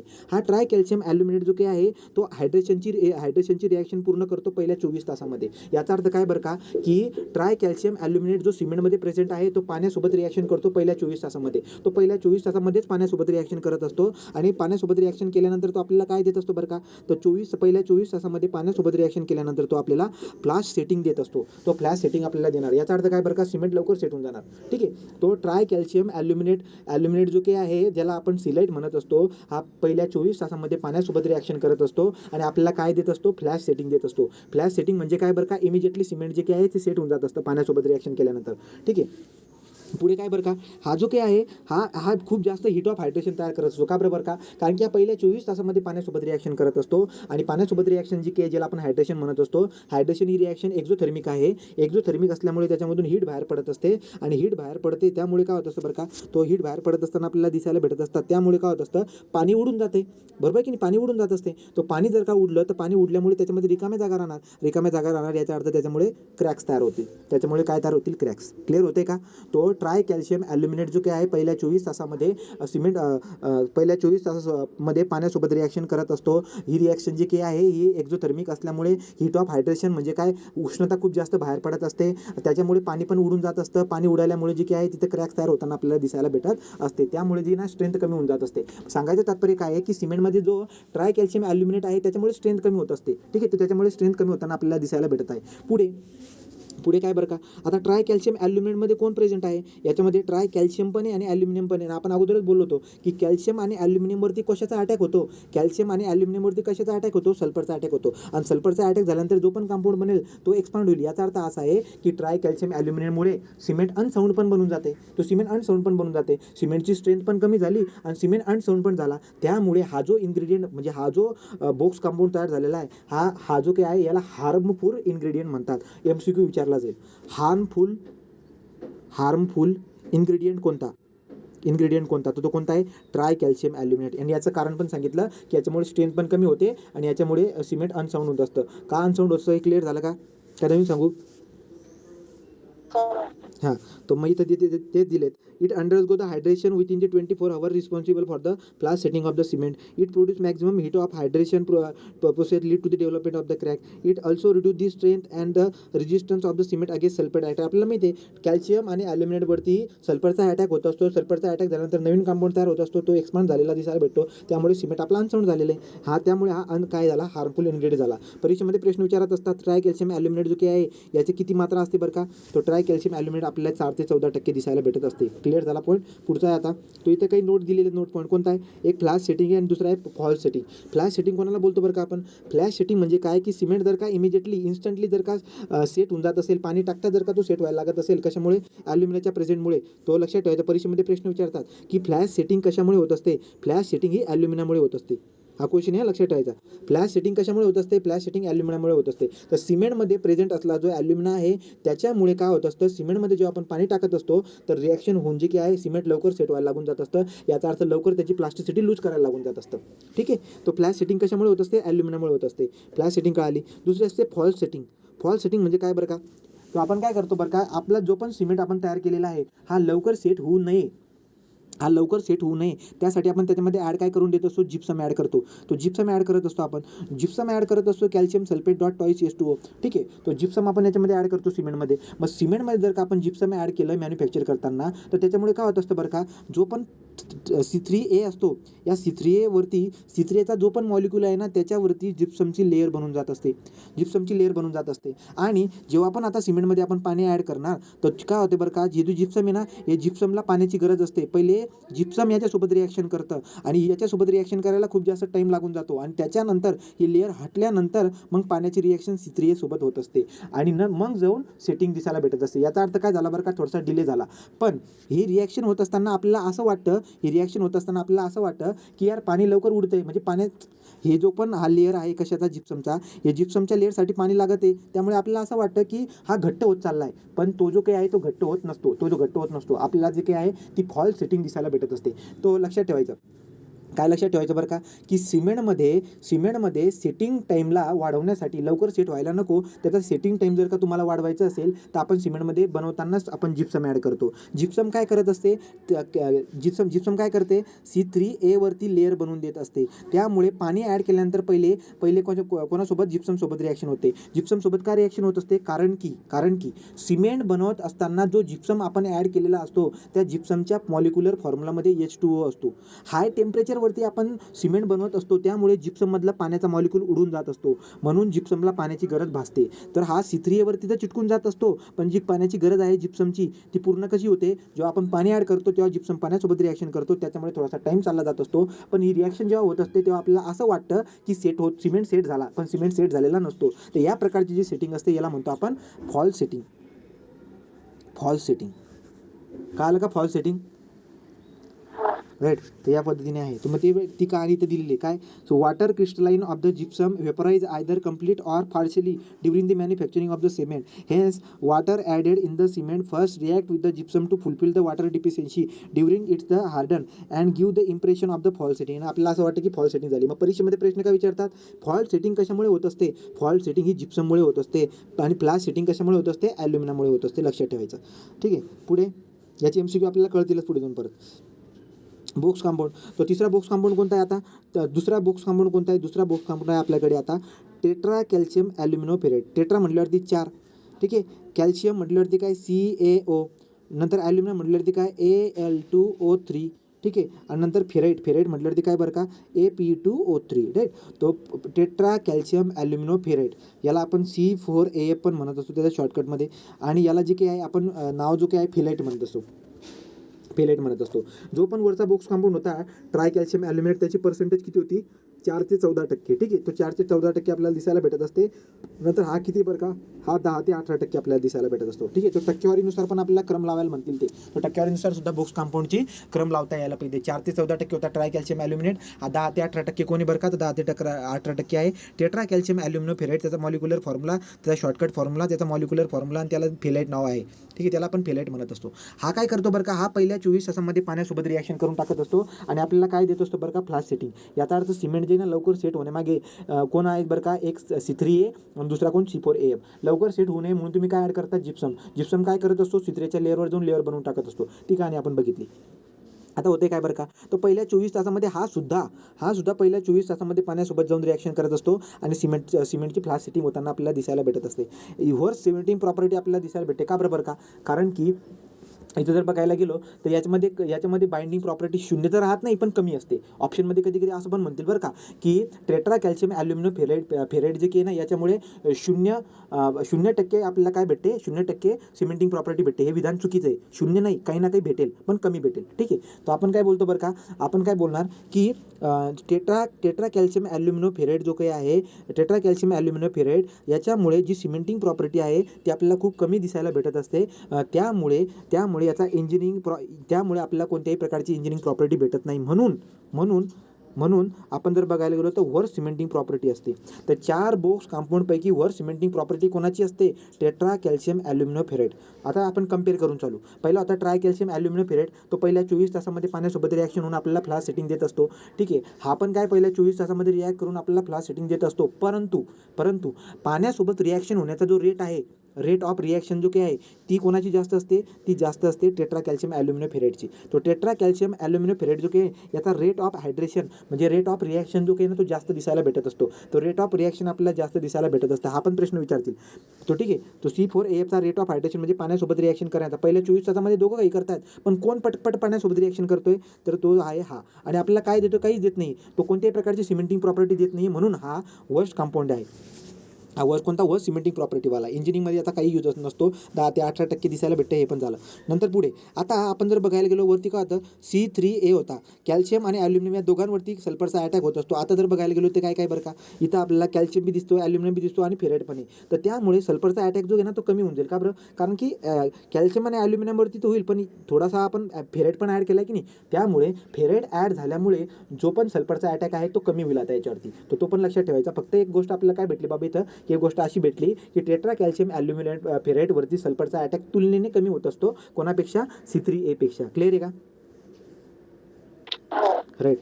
तो हा पॉईंट पण आपला काही झाला क्लिअर. तिसरा बोक्स कंपाऊंड असतो आपल्याकडे tri calcium silicate. Tri calcium सिलिकेटचा फॉर्म्युला पण बनवता येईल. ट्राय म्हटल्यावरती 3 कॅल्शियम म्हटल्यावरती CaO, सिलिकेट म्हटल्यावरती काय बरं का, तर सिलिकेट म्हटल्यावरती SiO2. तो हा ट्राय कॅल्शियम सिलिकेटचा फॉर्म्युला झाला. याला आपण एलाइट म्हणतो. तो C3S try calcium silicate elite. आता जर ऑब्झर्व करायला गेलो की या बोक्स कंपाऊंड कसा फ्यूज झाला आहे, फ्यूज म्हणजे कशापासून बनला आहे, तर याच्यामध्ये जे ना, याच्यामध्ये कॅल्शियम, याच्यामध्ये लाईम आहे आणि याच्यामध्ये सिलिका आहे. जर ऑब्झर्व करायला गेलो तर लक्षामध्ये काय येतं माहिती आहे का, की लाईम आणि सिलिका हे दोघंचे दोघं आपल्याला काय देत असतात, हे आपल्याला स्ट्रेंथ द्यायचं काम करतात. ते दोघंचे दोघं स्ट्रेंथ देणारे मेन कॉन्स्टिट्यूट पासून बनलेले आहेत. तो लाईम पण आपल्याला स्ट्रेंथ देत असतो, सिलिका पण आपल्याला स्ट्रेंथ देत असते. या दोघांचं फ्युजिंगमुळे कोण तयार झालेलं आहे, ट्राय कॅल्शियम सिलिकेट. त्यामुळे या बोक्स कंपाऊंडमुळे आपल्याला स्ट्रेंथ भेटत असते. कोणती स्ट्रेंथ, अर्ली स्ट्रेंथ. त्यामुळे कधी कधी कारण पण विचारतात आपल्याला, ते असर्शन आणि रिझनिंग मध्ये जे काही ना, ते रिझन आणि असर्शन देतात का, त्याच्यामध्ये क्वेश्चन विचारून घेतात. लक्षात ठेवायचं काय, की ट्राय कॅल्शियम सिलिकेट जो काही आहे, हा ट्राय कॅल्शियम सिलिकेट आपल्याला अर्ली स्ट्रेंथ देत असतो. का देत असतो, कारण की ट्राय कॅल्शियम सिलिकेट हा बनलेला कशापासून आहे, हा जो काही आहे हा सिलिका आणि लाईमपासून बनलेला आहे. तर लाईम आणि सिलिका दोघंचे दोघं स्ट्रेंथ इम्पार्ट करतात. त्यामुळे अर्ली स्ट्रेंथ द्यायचं काम हे आपल्याला करणार आहे. पुढे तो जर बघायला गेलो तर याची हायड्रेशनची जी रिॲक्शन आहे, म्हणजे हा पाण्यासोबत रिॲक्शन करतो 1 ते 2 आठवड्यापर्यंत. ठीक आहे, तो पहिल्या 1 ते 2 आठवड्यासोबत पाण्यासोबत रिॲक्शन करून जे की तो आपल्याला काय देत असतो, अर्ली स्ट्रेंथ देत असतो. नंतर पुढे जर बघायला गेलो तर बेस सिमेंटिंग प्रॉपर्टी कोणाची असते असं विचारतात. तर बेस सिमेंटिंग प्रॉपर्टी जी आहे ती C3S ची असते. C3S जो आहे त्याची तो बेस सिमेंटिंग प्रॉपर्टी आपल्याला देत असतो. C3S जर बघायला गेलो तर हा सगळ्यात जास्त, C3S चे जे मॉलिक्यूल असतात ते खूप जास्त बारीक असतात. तो सगळ्यात जास्त फाईन असतात. फाईन असल्यामुळे जे काही बारीक असल्यामुळे त्याचा जो काही सरफेस एरिया आहे तो सरफेस एरिया जास्त असतो. आणि सरफेस एरिया जास्त असल्या कारणाने काय दिसायला भेटेल बरं का, तो सरफेस एरिया जास्त असल्या कारणाने आपल्याला हे प्रॉपर्ट्या भेटतात. तर चांगल्या प्रॉपर्ट्या भेटण्यामागे सगळ्यात भारी कारण कोणतं आहे, ते म्हणजे तो पार्टिकल छोटे असतात. तो पार्टिकल जेवढे जास्त छोटे असतात, सरफेस तेवढा जास्त असतो. आणि रिॲक्शन जी काय जेवढ्या सगळ्या सरफेस एरियावर जी होत असल्यामुळे आपल्याला सगळ्या प्रकारच्या प्रॉपर्ट्या चांगल्या दिसायला भेटत असतात. ठीक आहे. दुसरी गोष्ट, C3S चे पार्टिकल बारीक असल्यामुळे आपल्याला काय दिसायला भेटत असतं, जे पण फ्रॉस्ट ॲक्शन होत असतं ना, फ्रीजिंग आणि थोईंग, त्याला म्हणणं फ्रॉस्ट ॲक्शन म्हणतो आपण. तर काय होत असते बरं का, की ज्या ठिकाणी फ्रीजिंग आणि थॉईंगचा आपल्याला प्रॉब्लेम दिसायला भेटत असतो, की बर्फ जर का पडलं तर सरफेस जो काय आहे स्ट्रक्चरचा तो फ्रीज होऊन जात असतो. ऊन पडल्यानंतर परत काय होतं, वितळून जात असतो. तर अशा ठिकाणी जर का आपल्याला कन्स्ट्रक्शन करायचं असेल तर त्या ठिकाणी मी काय करत असतो, ट्राय कॅल्शियम सिलिकेट जास्त असणारं सिमेंट वापरणार. का बरं, कारण की ट्राय कॅल्शियम सिलिकेट जर का जास्त असेल तर बारीक जे काही आहेत ना, सिमेंटचे पार्टिकल बारीक जास्त असेल. आणि सिमेंट पार्टिकल बारीक जर का जास्त असतील, सिमेंटचे पार्टिकल बारीक जर का जास्त असतील तर काय बरं का, तर त्याच्यामुळे जे काही आहे ना, त्याच्यामुळे पेनिट्रेशन जास्त होणार नाही. कशाचं पेनिट्रेशन, पाण्याचं. तर समजा सिमेंट आहे, तर सिमेंटमध्ये जे की ना परमेबिलिटी कमी दिसायला भेटेल. परमेबिलिटी कमी असेल तर पाणी आतपर्यंत जाणार नाही. तर फ्रीजिंग आणि थॉईचा प्रॉब्लेम, फ्रॉस्ट ॲक्शनचा प्रॉब्लेम ऑटोमॅटिकली दूर होऊन जाईल. तर देअरफॉर आपण काय बोलतो, it also increase the resistance of the cement against Frost action, म्हणजे फ्रीजिंग आणि थॉईंगचा. ठीक आहे. तो काय बघितलं बरं का. तिसरा, ट्राय कॅल्शियम ॲल्युमिनो सिलिकेट, त्याला आपण एलाइट म्हणतो, C3S म्हणतो. फॉर्म्युला बघितला, हा 1 ते 2 आठवड्यामध्ये पर्यंत पाण्यासोबत रिॲक्शन करत असतो आणि अर्ली स्ट्रेंथ देत असतो. नंतर पुढे cementing property, base cementing property आपल्याला याच्यापासून भेटत असते. It increase resistance against the Frost action, म्हणजे फ्रीजिंग आणि थॉईंग म्हणजे मेल्टिंग. ठीक आहे. याचं प्रमाण सगळ्यात जास्त दिसायला भेटत असतं 45 ते 65 डे. सगळ्यात कमी कोणाचं आहे, 4 ते 18% वाला. तो 4 ते 18% कोणाचा आहे, 4 ते 18% आहे आपल्या ट्राय कॅल्शियम ॲल्युमिनेटचा. 10 ते 18%. ठीक आहे. तो 4 ते किती होता, 18% होता का 14 होता, 4 ते 14 होता. तो 4 ते 14%, 10 ते 18%. राईट. पुढे काय, पुढे जर बघायला गेलो C3S, तर C3Sचं प्रमाण किती, 45 ते 65%.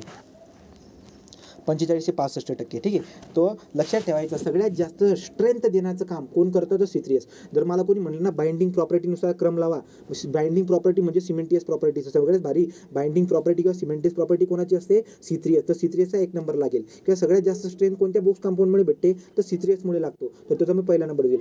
का भेटते बरं का, त्याचं कारण पण देता येईल.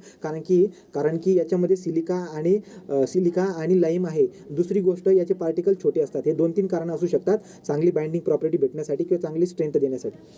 पुढे आता होतं काय बरं का, की जो पण आपला ट्राय कॅल्शियम सिलिकेट आहे, हा पाण्यासोबत रिॲक्शन करतो आणि त्याच्यापासून एक जेल बनते ज्याचं नाव आहे CSH जेल. ठीक आहे. तो CSH जेल तयार होताना आपल्याला दिसायला भेटत असते. तो ट्राय कॅल्शियम ॲल्युमिनेट जेव्हा पाण्यासोबत रिॲक्शन करतो तर आपल्याला CSH जेल तयार होताना दिसायला भेटत असते. सोबत एक कंपाऊंड बाहेर येत असतो, त्याचं नाव आहे कॅल्शियम हायड्रॉक्साईड. तो कॅल्शियम हायड्रॉक्साईड. मग आता होतं काय बरं का, लक्षामध्ये घे. तर याच्यामुळे आपल्याला काय भेटलं, तर सिमेंटियस प्रॉपर्टी देणारा कोण असतो, CSS जेल. असतो. परीक्षेमध्ये प्रश्न विचारतात आपल्याला काय बरं का, की सिमेंटमध्ये ॲक्च्युली बाइंडिंग प्रॉपर्टी किंवा सिमेंटियस प्रॉपर्टी देणारा कंपाऊंडचं नाव सांगा. तर तो कोणता असतो, तो असतो CSH जेल. ठीक आहे, याला म्हणतात कॅल्शियम सिलिकेट हायड्रेट जेल. ठीक आहे ना, त्याला नाव पण दिलं असेल आपण इथं, हे इथं दिले. CSH जेल म्हणले काय, कॅल्शियम सिलिकेट हायड्रेट जेल त्याला म्हणतो. याला जे ना थोंबोहायड्रेट किंवा टोबोरमोराइट किंवा थोंबोहायड्रेट सुद्धा त्याला नाव दिलेलं आहे. सिमेंटियस कंपाऊंड पोसेस बाइंडिंग प्रॉपर्टी. ठीक आहे ना, तर याचा अर्थ काय झाला बरं का, की CSH जेल जो काय आहे हा binding property, actual binding property देण्याचं काम हा करतो. आणि हा कसा बनलेला आहे बरं का, C3H ची रिॲक्शन पाण्यासोबत झाल्याच्या नंतर जे काय CSH जेल तयार होतो आणि सोबत कॅल्शियम हायड्रॉक्साईड पण तयार होत असतो. आता हा जो कॅल्शियम हायड्रॉक्साईड आहे याच्यामुळे काय होत असते बरं का, कॅल्शियम हायड्रॉक्साईड जो तयार होतोय हा कॅल्शियम हायड्रॉक्साईडमुळे सिमेंट जो काय आहे त्या सिमेंटचा pH वाढून जात असतो. आणि सिमेंटचा जर का pH वाढला ना, तर pH वाढला याचा अर्थ तो अल्कली झाला. अल्कली जर का झाला तर ॲसिडिटी जे की ना कमी होईल.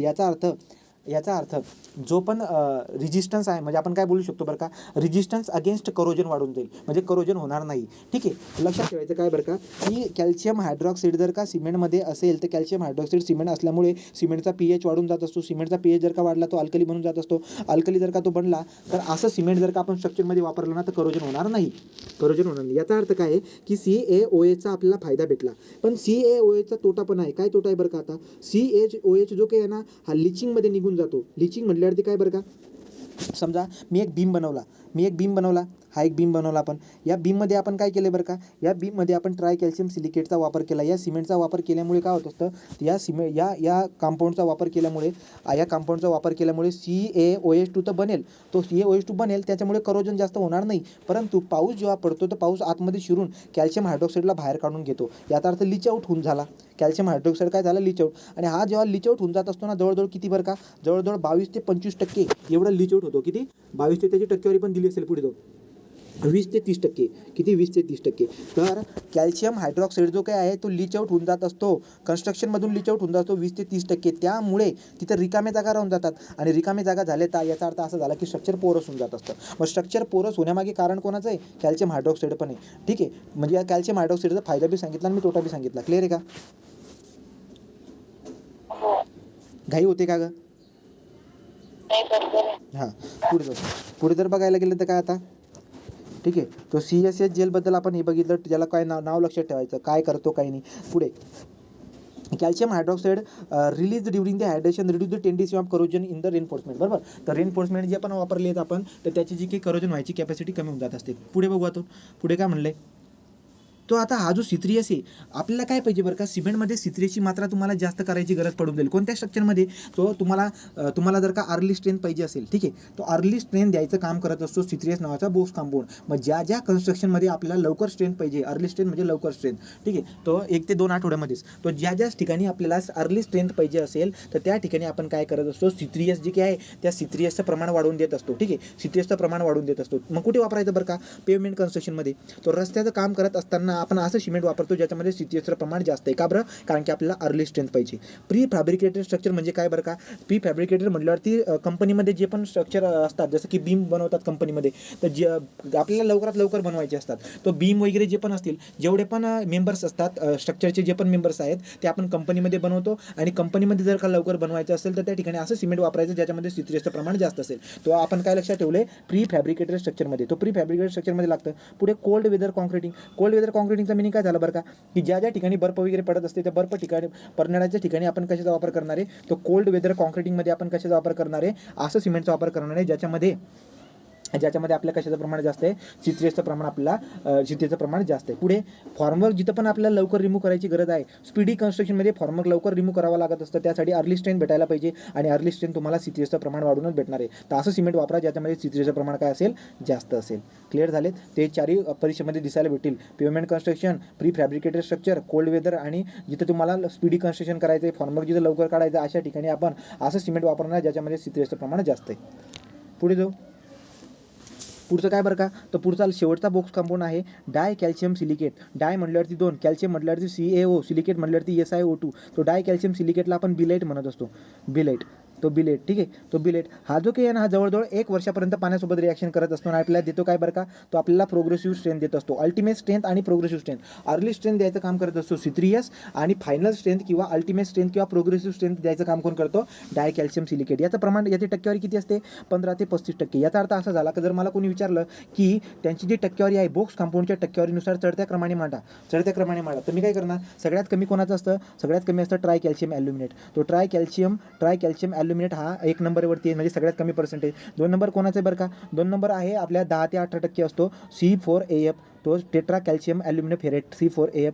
नंतर 3 नंबर जर का आपण बघायला गेलो तर 3 नंबर आहे डाय कॅल्शियम सिलिकेट, डाय कॅल्शियम सिलिकेट C2S. आणि 4 नंबर कोणाचे, C3S. क्लिअर आहे. या पद्धतीने जी काय हे कमी दाखवतो असं चढत्या क्रमाने मी दाखवलं. तो चढत्या क्रमाने जर का टक्केवारीनुसार रस्ता लावलं तर रस्ता यायला पाहिजे. आता इथं होतं काय बरं का, डाय कॅल्शियम सिलिकेट सेम त्याच्यासारखी रिॲक्शन करतो, पाण्यासोबत रिॲक्शन करून आपल्याला CaS जेल देतो आणि कॅल्शियम हायड्रॉक्साईड हा पण बाहेर तयार होताना दिसायला भेटतो. पण इथं फरक काय दिसायला भेटतो बरं का, इथं लक्षात काय ठेवायचं आहे की जो कॅल्शियम हायड्रॉक्साईड इथं तयार होतो ना, तो कमी तयार होतोय, ठीक आहे. तो कॅल्शियम हायड्रॉक्साईड जो इथं तयार होतो ना, तो कमी तयार होत असतो. तर दोघं रिॲक्शन होते आपल्याकडे. C3S पण पाण्यासोबत रिॲक्शन केली होती आणि C2S पण पाण्यासोबत रिॲक्शन केली होती. रिॲक्शन दोघांनी तयार केल्यानंतर CaS जेल यांनी पण दिले आणि त्यांनी पण दिले. परंतु जो कॅल्शियम हायड्रॉक्साईड तयार होते दोघांमध्ये, तो कम्पेअर जर करायला गेलो तर डाय कॅल्शियम सिलिकेटच्या केसमध्ये कॅल्शियम हायड्रॉक्साईड कमी बनतो. कॅल्शियम हायड्रॉक्साईड जर का कमी बनत असेल तर या कॅल्शियम हायड्रॉक्साईड जर कमी बनत असेल तर आपल्याला काय लक्षामध्ये येईल बरं का, की पोरस स्ट्रक्चर बनणार नाही. मग तुम्ही लक्षात ठेवायचं, जिथे पण तुम्हाला मासिव्ह स्ट्रक्चर बनवायचं आहे, तुम्हाला पोरस स्ट्रक्चर बनवू द्यायचं नसेल तर तुम्ही C2Sचं प्रमाण वाढवून टाकायचं. आपण त्याला व्यवस्थित बोलू जरा. तो काय बोलतो बरं का आपण, तर लक्षात घ्यायचं, जिथे पण आपल्याला आता काय करायचं आहे, जिथं पण आपल्याला हायड्रेशन जे काय आहे C2S जर का असेल ना, तर हायड्रेशन जे ना ते कमी तयार होत असतं. हिट ऑफ हायड्रेशन कमी होत असतं. हिट ऑफ हायड्रेशन जर का कमी झाला तर पाणी कमी उडेल तर क्रॅक कमी बनतील. म्हणून सांगायचं तात्पर्य काय आहे की हायड्रोलिक स्ट्रक्चर जे पण असतात त्या हायड्रोलिक स्ट्रक्चर बनवण्यासाठी असं सिमेंट वापरा ज्याच्यामध्ये C2Sचं प्रमाण जास्त असेल, ठीक आहे. तो बघा, डॅम झालेत, वियर झालेत, बॅरेजेस झालेत, ब्रिज झालेत, जे पण पाण्यामध्ये असणारे जे स्ट्रक्चर आहेत त्या स्ट्रक्चरमध्ये आपण काय करत असतो, असं सिमेंट वापरतो ज्यामध्ये C2Sचं प्रमाण जास्त आहे. ठीक आहे. तो C2Sचं प्रमाण जास्त आहे. पुढे जर बघायला गेलं तर काय बरं का, आता बघा आपण आता पूर्ण स्टोरी व्यवस्थित लक्षात ठेवण्याचा ट्राय करू. तर C2S जो काही आहे तो C2S जेव्हा पाण्यासोबत रिॲक्शन करतो तर कॅल्शियम हायड्रॉक्साईड तो पण तयार करतो, पण हा कमी तयार करतो. कोणापेक्षा, हा कमी तयार करतो C3S पेक्षा, बरोबर. पुढे काय बरं का, कॅल्शियम हायड्रॉक्साईड जो आहे ना तो पाण्यासोबत सोल्युबल आहे. कॅल्शियम हायड्रॉक्साईड जो आहे हा पाण्यासोबत सोल्युबल, त्यामुळे पाण्यासोबत निघून तो बाहेर निघून जातो, त्याला लिचिंग म्हणतो. आणि लिचिंग म्हणतो बाहेर चालला जातो 20 ते 30% कोणामध्ये, C3S मध्ये. तो C3Sच्या केसमध्ये 20 ते 30% हा कॅल्शियम हायड्रॉक्साईड बाहेर चालला जातो आणि तिथे रिकाम्या जागा राहून जातात. त्यामुळे स्ट्रक्चर पोरस होऊन जात असतं. तुम्हाला जर का स्ट्रक्चर पोरस नको पाहिजे, मग स्ट्रक्चर पोरस आपल्याला कुठे नको पाहिजे, हायड्रोलिक स्ट्रक्चरमध्ये. तर हायड्रोलिक स्ट्रक्चरमध्ये आपल्याला स्ट्रक्चर मॅसिव्ह पाहिजे असतं, पोरस नको पाहिजे, ठीक आहे. त्यामुळे आपण काय करतो, C3Sचं प्रमाण कमी ठेवतो, C2Sचं प्रमाण जास्त ठेवतो. त्यामुळे स्ट्रक्चर पोरस पण बनणार नाही आणि आपल्याला अल्टिमेट स्ट्रेंथ भेटत असते. तो आपल्याला अल्टिमेट स्ट्रेंथ पण भेटेल. क्लिअर झालं का, राईट. तर आपण पॉईंट क्लिअर केला. पुढे ते दिले सगळे रिॲक्शन वगैरे. नंतर पुढचा पॉईंट काय, when the cement tested for the setting time the gauging shows quick setting, the phenomena is flash setting, cement is due to the presence of the high. तो काय म्हणलं बरं का, cement is tested setting time gauging quick setting. तो cement quick set झालेला आहे. या फेनॉमेनाला आपण फ्लॅश सेटिंग म्हणतो, बरोबर आहे. ते कशामुळे होत असतं, फ्लॅश सेटिंग कशामुळे होते, ॲल्युमिना. मग ॲल्युमिना कुठे प्रेझेंट आहे, ॲल्युमिना जर का बघायला गेलो तर आपल्याकडे काय काय बरं का, ट्राय कॅल्शियम ॲल्युमिनेट पहिला ऑप्शन दिला आहे, अल्कली इन द सिमेंट, आणि नंतर ट्राय कॅल्शियम सिलिकेट. याच्यामध्ये तर काय ॲल्युमिना नाही आहे, अल्कलीमध्ये बी कुठे ॲल्युमिना नसतो. तो ट्राय कॅल्शियम जो काही आहे, आता इथे 2 ऑप्शन दिले आहेत आपल्याला. So flash setting is due to the presence of, तो पहिला ट्राय कॅल्शियम ॲल्युमिनेट तर राहणारच आहे. ट्राय कॅल्शियम सिलिकेट जो काही आहे हा आपल्याला काय देत असतो, इथे काही फ्लॅश सेटिंग होत नाही, तिथे काही फ्लॅश सेटिंग होत नाही. याचा अर्थ जे ना 1 नंबर आणि 2 नंबर आहे का, 1 नंबर आणि 2 नंबर बी. अल्कलीमुळे विचार करू बरं का, अल्कली प्रेझेंटमुळे फ्लॅश सेटिंग होते का, आला पॉईंट बघायला पाहिजे होता. ऑप्शन तर ते 2 हां हां, ठीक आहे. तो सेटिंग टाईमला जो आहे ना तो ॲक्सिलरेट करतो, याचा अर्थ लवकर, बरोबर. मग ते पण आहे. मग आपण बोललो होतो ना, जिप्सम झाला आणि अल्कलीची काय करते, ॲक्सिलरेट करते. याचा अर्थ सेटिंग टाईमला वाढवते, म्हणजे कमी करते. So therefore flash setting होऊ शकते कशामुळे, तो C3A आणि अल्कलीमुळे, राईट. पुढे जाऊ. आता पुढे जर बघायला गेलो तर पुढचा पॉईंट काय, हे दिलेत आता बॉक्स काही नोट्स दिलेले आहेत. तो बाइंडिंग प्रॉपर्टी सगळ्यात जास्त देणारा कोण असतो, तो असतो ट्राय कॅल्शियम सिलिकेट. तो ट्राय कॅल्शियम सिलिकेट नंतर 2 नंबर आहे C2S, 3 नंबर आहे C3A आणि वर्स्ट सिमेंटिंग प्रॉपर्टी C4AF ची असते. रेट ऑफ हायड्रेशननुसार जर का बघायला गेलो तर रेट ऑफ हायड्रेशन सगळ्यात जास्त पाण्यासोबत पटापट रिॲक्शन करणारा C4AF असतो, त्यानंतर C3A, नंतर C3S आणि C2S. पुढे जर आपण बघायला गेलो तर काय बरं का, की कॅल्शियम हायड्रॉक्साईड जो आहे तो पाण्यासोबत सोल्युबल असतो, त्यामुळे तो लीच आउट होऊन जात असतो, त्यामुळे कॉन्क्रीट पोरस होऊन जात असते. हायड्रोलिक स्ट्रक्चरमध्ये आपण जे काही त्याला वापरत नाही, म्हणून आपण वापरत नाही. म्हणजे जास्त कॅल्शियम हायड्रॉक्साईड जास्त तयार व्हायला नको बाबा हायड्रोलिक स्ट्रक्चरच्या केसमध्ये, नाहीतर हायड्रोलिक स्ट्रक्चरच्या केसमध्ये त्याची ड्युरेबिलिटी काय होऊन जाईल, कमी होऊन जाईल. Calcium hydroxide react the sulphate presence in the water and soil lead to the formation of the calcium sulphate which further reduce the durability. बरोबर, तो जो पण हा कॅल्शियम हायड्रॉक्साईड तयार होतोय, हा जर का जास्त तयार झाला ना, याची रिॲक्शन सल्फेट सोबत होते, कॅल्शियम सल्फेट तयार होत असतो आणि कॅल्शियम सल्फेट सुद्धा ड्युरेबिलिटी कॉन्क्रीटची कमी करून टाकत असतो. पुढे कॅल्शियम हायड्रॉक्साईड जो काही त्याच्यामुळे कॉन्क्रीटचा जो काही pH आहे तो वाढतो, जवळजवळ 13 पर्यंत जात असतो. त्यामुळे जे काही आहे करोजनचा प्रॉब्लेम आपण टाळू शकतो. करोजन अगेन्स्ट म्हणजे करोजनचं रेजिस्टन्स भेटून जात असते, करोजन होत नाही. Leaching of calcium hydroxide about 20 to 30% OPC. Ordinary Portland सिमेंटमध्ये 20 ते 30% लिचिंग होत असते कॅल्शियम हायड्रॉक्साईडची. त्यामुळे याचा अर्थ याच्यामधून बरंचसं कॅल्शियम हायड्रॉक्साईड बाहेर होऊन जात असतं, स्ट्रक्चर पोरस बनून जात असते, त्यामुळे ड्युरेबिलिटी काय होत असते, कमी होऊन जात असते. Hence C3S is reduced and C2S is increased for the cement used in a hydraulic structure. म्हणून हायड्रोलिक स्ट्रक्चरमध्ये आपण काय करत असतो, C2Sचं प्रमाण वाढवून घेतो, C3Sचं प्रमाण कमी करून घेत असतो. पुढे आता आपल्याकडे काय दिले बरं का, heat of hydration and water require. ठीक आहे, तो हीट ऑफ हायड्रेशन आणि वॉटर रिक्वायर याचा आपल्याला काय दिलेलं आहे बरं का, तो याचा आपल्याला एक टेबल दिला आहे. तो टेबल कसं काम करतो बघू.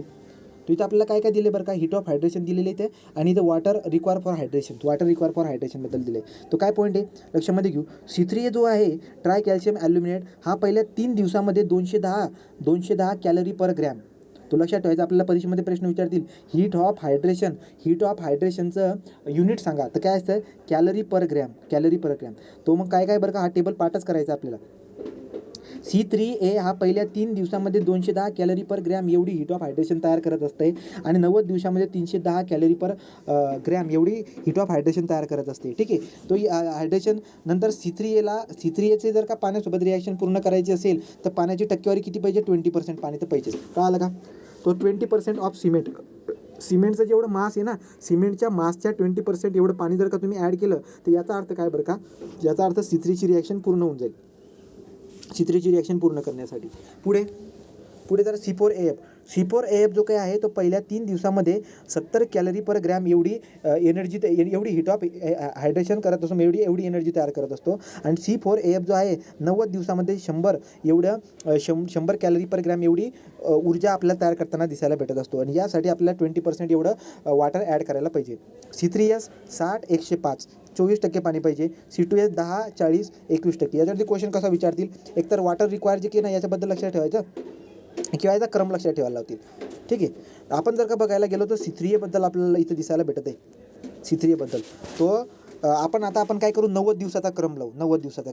समजा मी क्रम लावायला गेलो, आता मी काय बोलतोय की हीट ऑफ हायड्रेशन 90 डे 90 दिवसाचा हीट ऑफ हायड्रेशन 90 दिवसाचा कोणत्या बॉक्स कंपाऊंडचा जास्त असतो. 1 नंबर कोण आहे, C3A heat of hydration. 2 number कोण आहे, 2 नंबर आहे C3S. तो 2 नंबर आहे C3S 90 दिवसाचा सांगतो मी. 3 नंबर कोण आहे बरं का, तर 3 नंबर आहे C4AF आणि 4 नंबर कोण आहे C2S. असा प्रश्न विचारलाय कुठेतरी. ठीक आहे, तो 90 दिवसाचा आणि याचा क्रम आपण स्वतःहून बनवून घ्यायचा. पुढे hydration of which compound is responsible for increasing the strength of the cement. Later age म्हटल्यावरती काय बरं का, तो लेटर एज म्हटल्यावरती आपण आता बोलू शकतो. आपल्याला माहिती आहे hydration of the compound responsible for increase in the strength of the cement in later age. खूप म्हणजे वर्ष लागून जातात बाबा स्ट्रेंथ वाढण्यासाठी. कोण आहे बरं का, तो C2S राईट. तो C2S di calcium silicate later एजमध्ये. अर्ली स्ट्रेंथ जी आहे ती आपल्याला कशामुळे भेटत असते, पहिल्या 1-2 आठवड्यामध्ये भेटून जात असते, ती C3Sमुळे. तो हीट ऑफ हायड्रेशननुसार जर का आपण क्रम लावला, तर कसं लागेल बरं का, हीट ऑफ हायड्रेशननुसार तो C3A 1 number, C2S 2 number, C4AF आणि C2S मी कशानुसार लावले, ते 90 दिवसानुसार लावलेत. हे 90 दिवसानुसार लावले. ठीक आहे, तो हीट ऑफ हायड्रेशनचा क्रम 90 दिवसांचा जर कोणी विचारलं तर सांगता यायला पाहिजे. वॉटर रिक्वायर आता जर बघायला गेलो तर दोघांना वॉटर रिक्वायर सेम लागते, 20% लागते. कोणाला C3 आणि C4AF ला, त्या दोघांना शेवटी लावून घेतलंय आपण. सगळ्यात जास्त पाणी कोणाला लागत असते, C3S ला. C3S, C2S आणि या दोघांना, हे पण लक्षात ठेवायचं आपण क्रम. ठीक आहे. तो हा पण क्रम आपण लक्षात ठेवून घ्यायचा. पुढे तो आपल्याला जर का त्यांनी हायड्रेशनबद्दल विचारलं तर हायड्रेशनचा क्रम हा 90 दिवसावाला लावून दिलेला आहे. वॉटर रिक्वायर फॉर हायड्रेशन पूर्ण करण्यासाठी एवढं पाणी तुम्हाला ॲड करायला पाहिजे. सगळ्यात जास्त पाणी लागत असते C3Hला, नंतर C2Hला, नंतर हे दोघांना सारखं लागते 20-20% आणि C3Hला किती लागत असते 24%. तो C3Hला 24%, C2Hला 21%, 24, 21, 20 राईट या पद्धतीने. पुढे जर आपण बघायला गेलो तर आपल्याकडे काय बरं का आता तो आपल्याकडे एक नोट पॉईंट दिलेला आहे कोणता, हीट ऑफ हायड्रेशन जी काय आहे त्याला आपण कशामध्ये मेजर करत असतो, कॅलरी पर ग्रॅममध्ये. पहिल्या 7 दिवसामध्ये 89 ते 90 कॅलरी पर ग्रॅम एवढं हीट ऑफ हायड्रेशन आपल्याला तयार होताना दिसत असतं.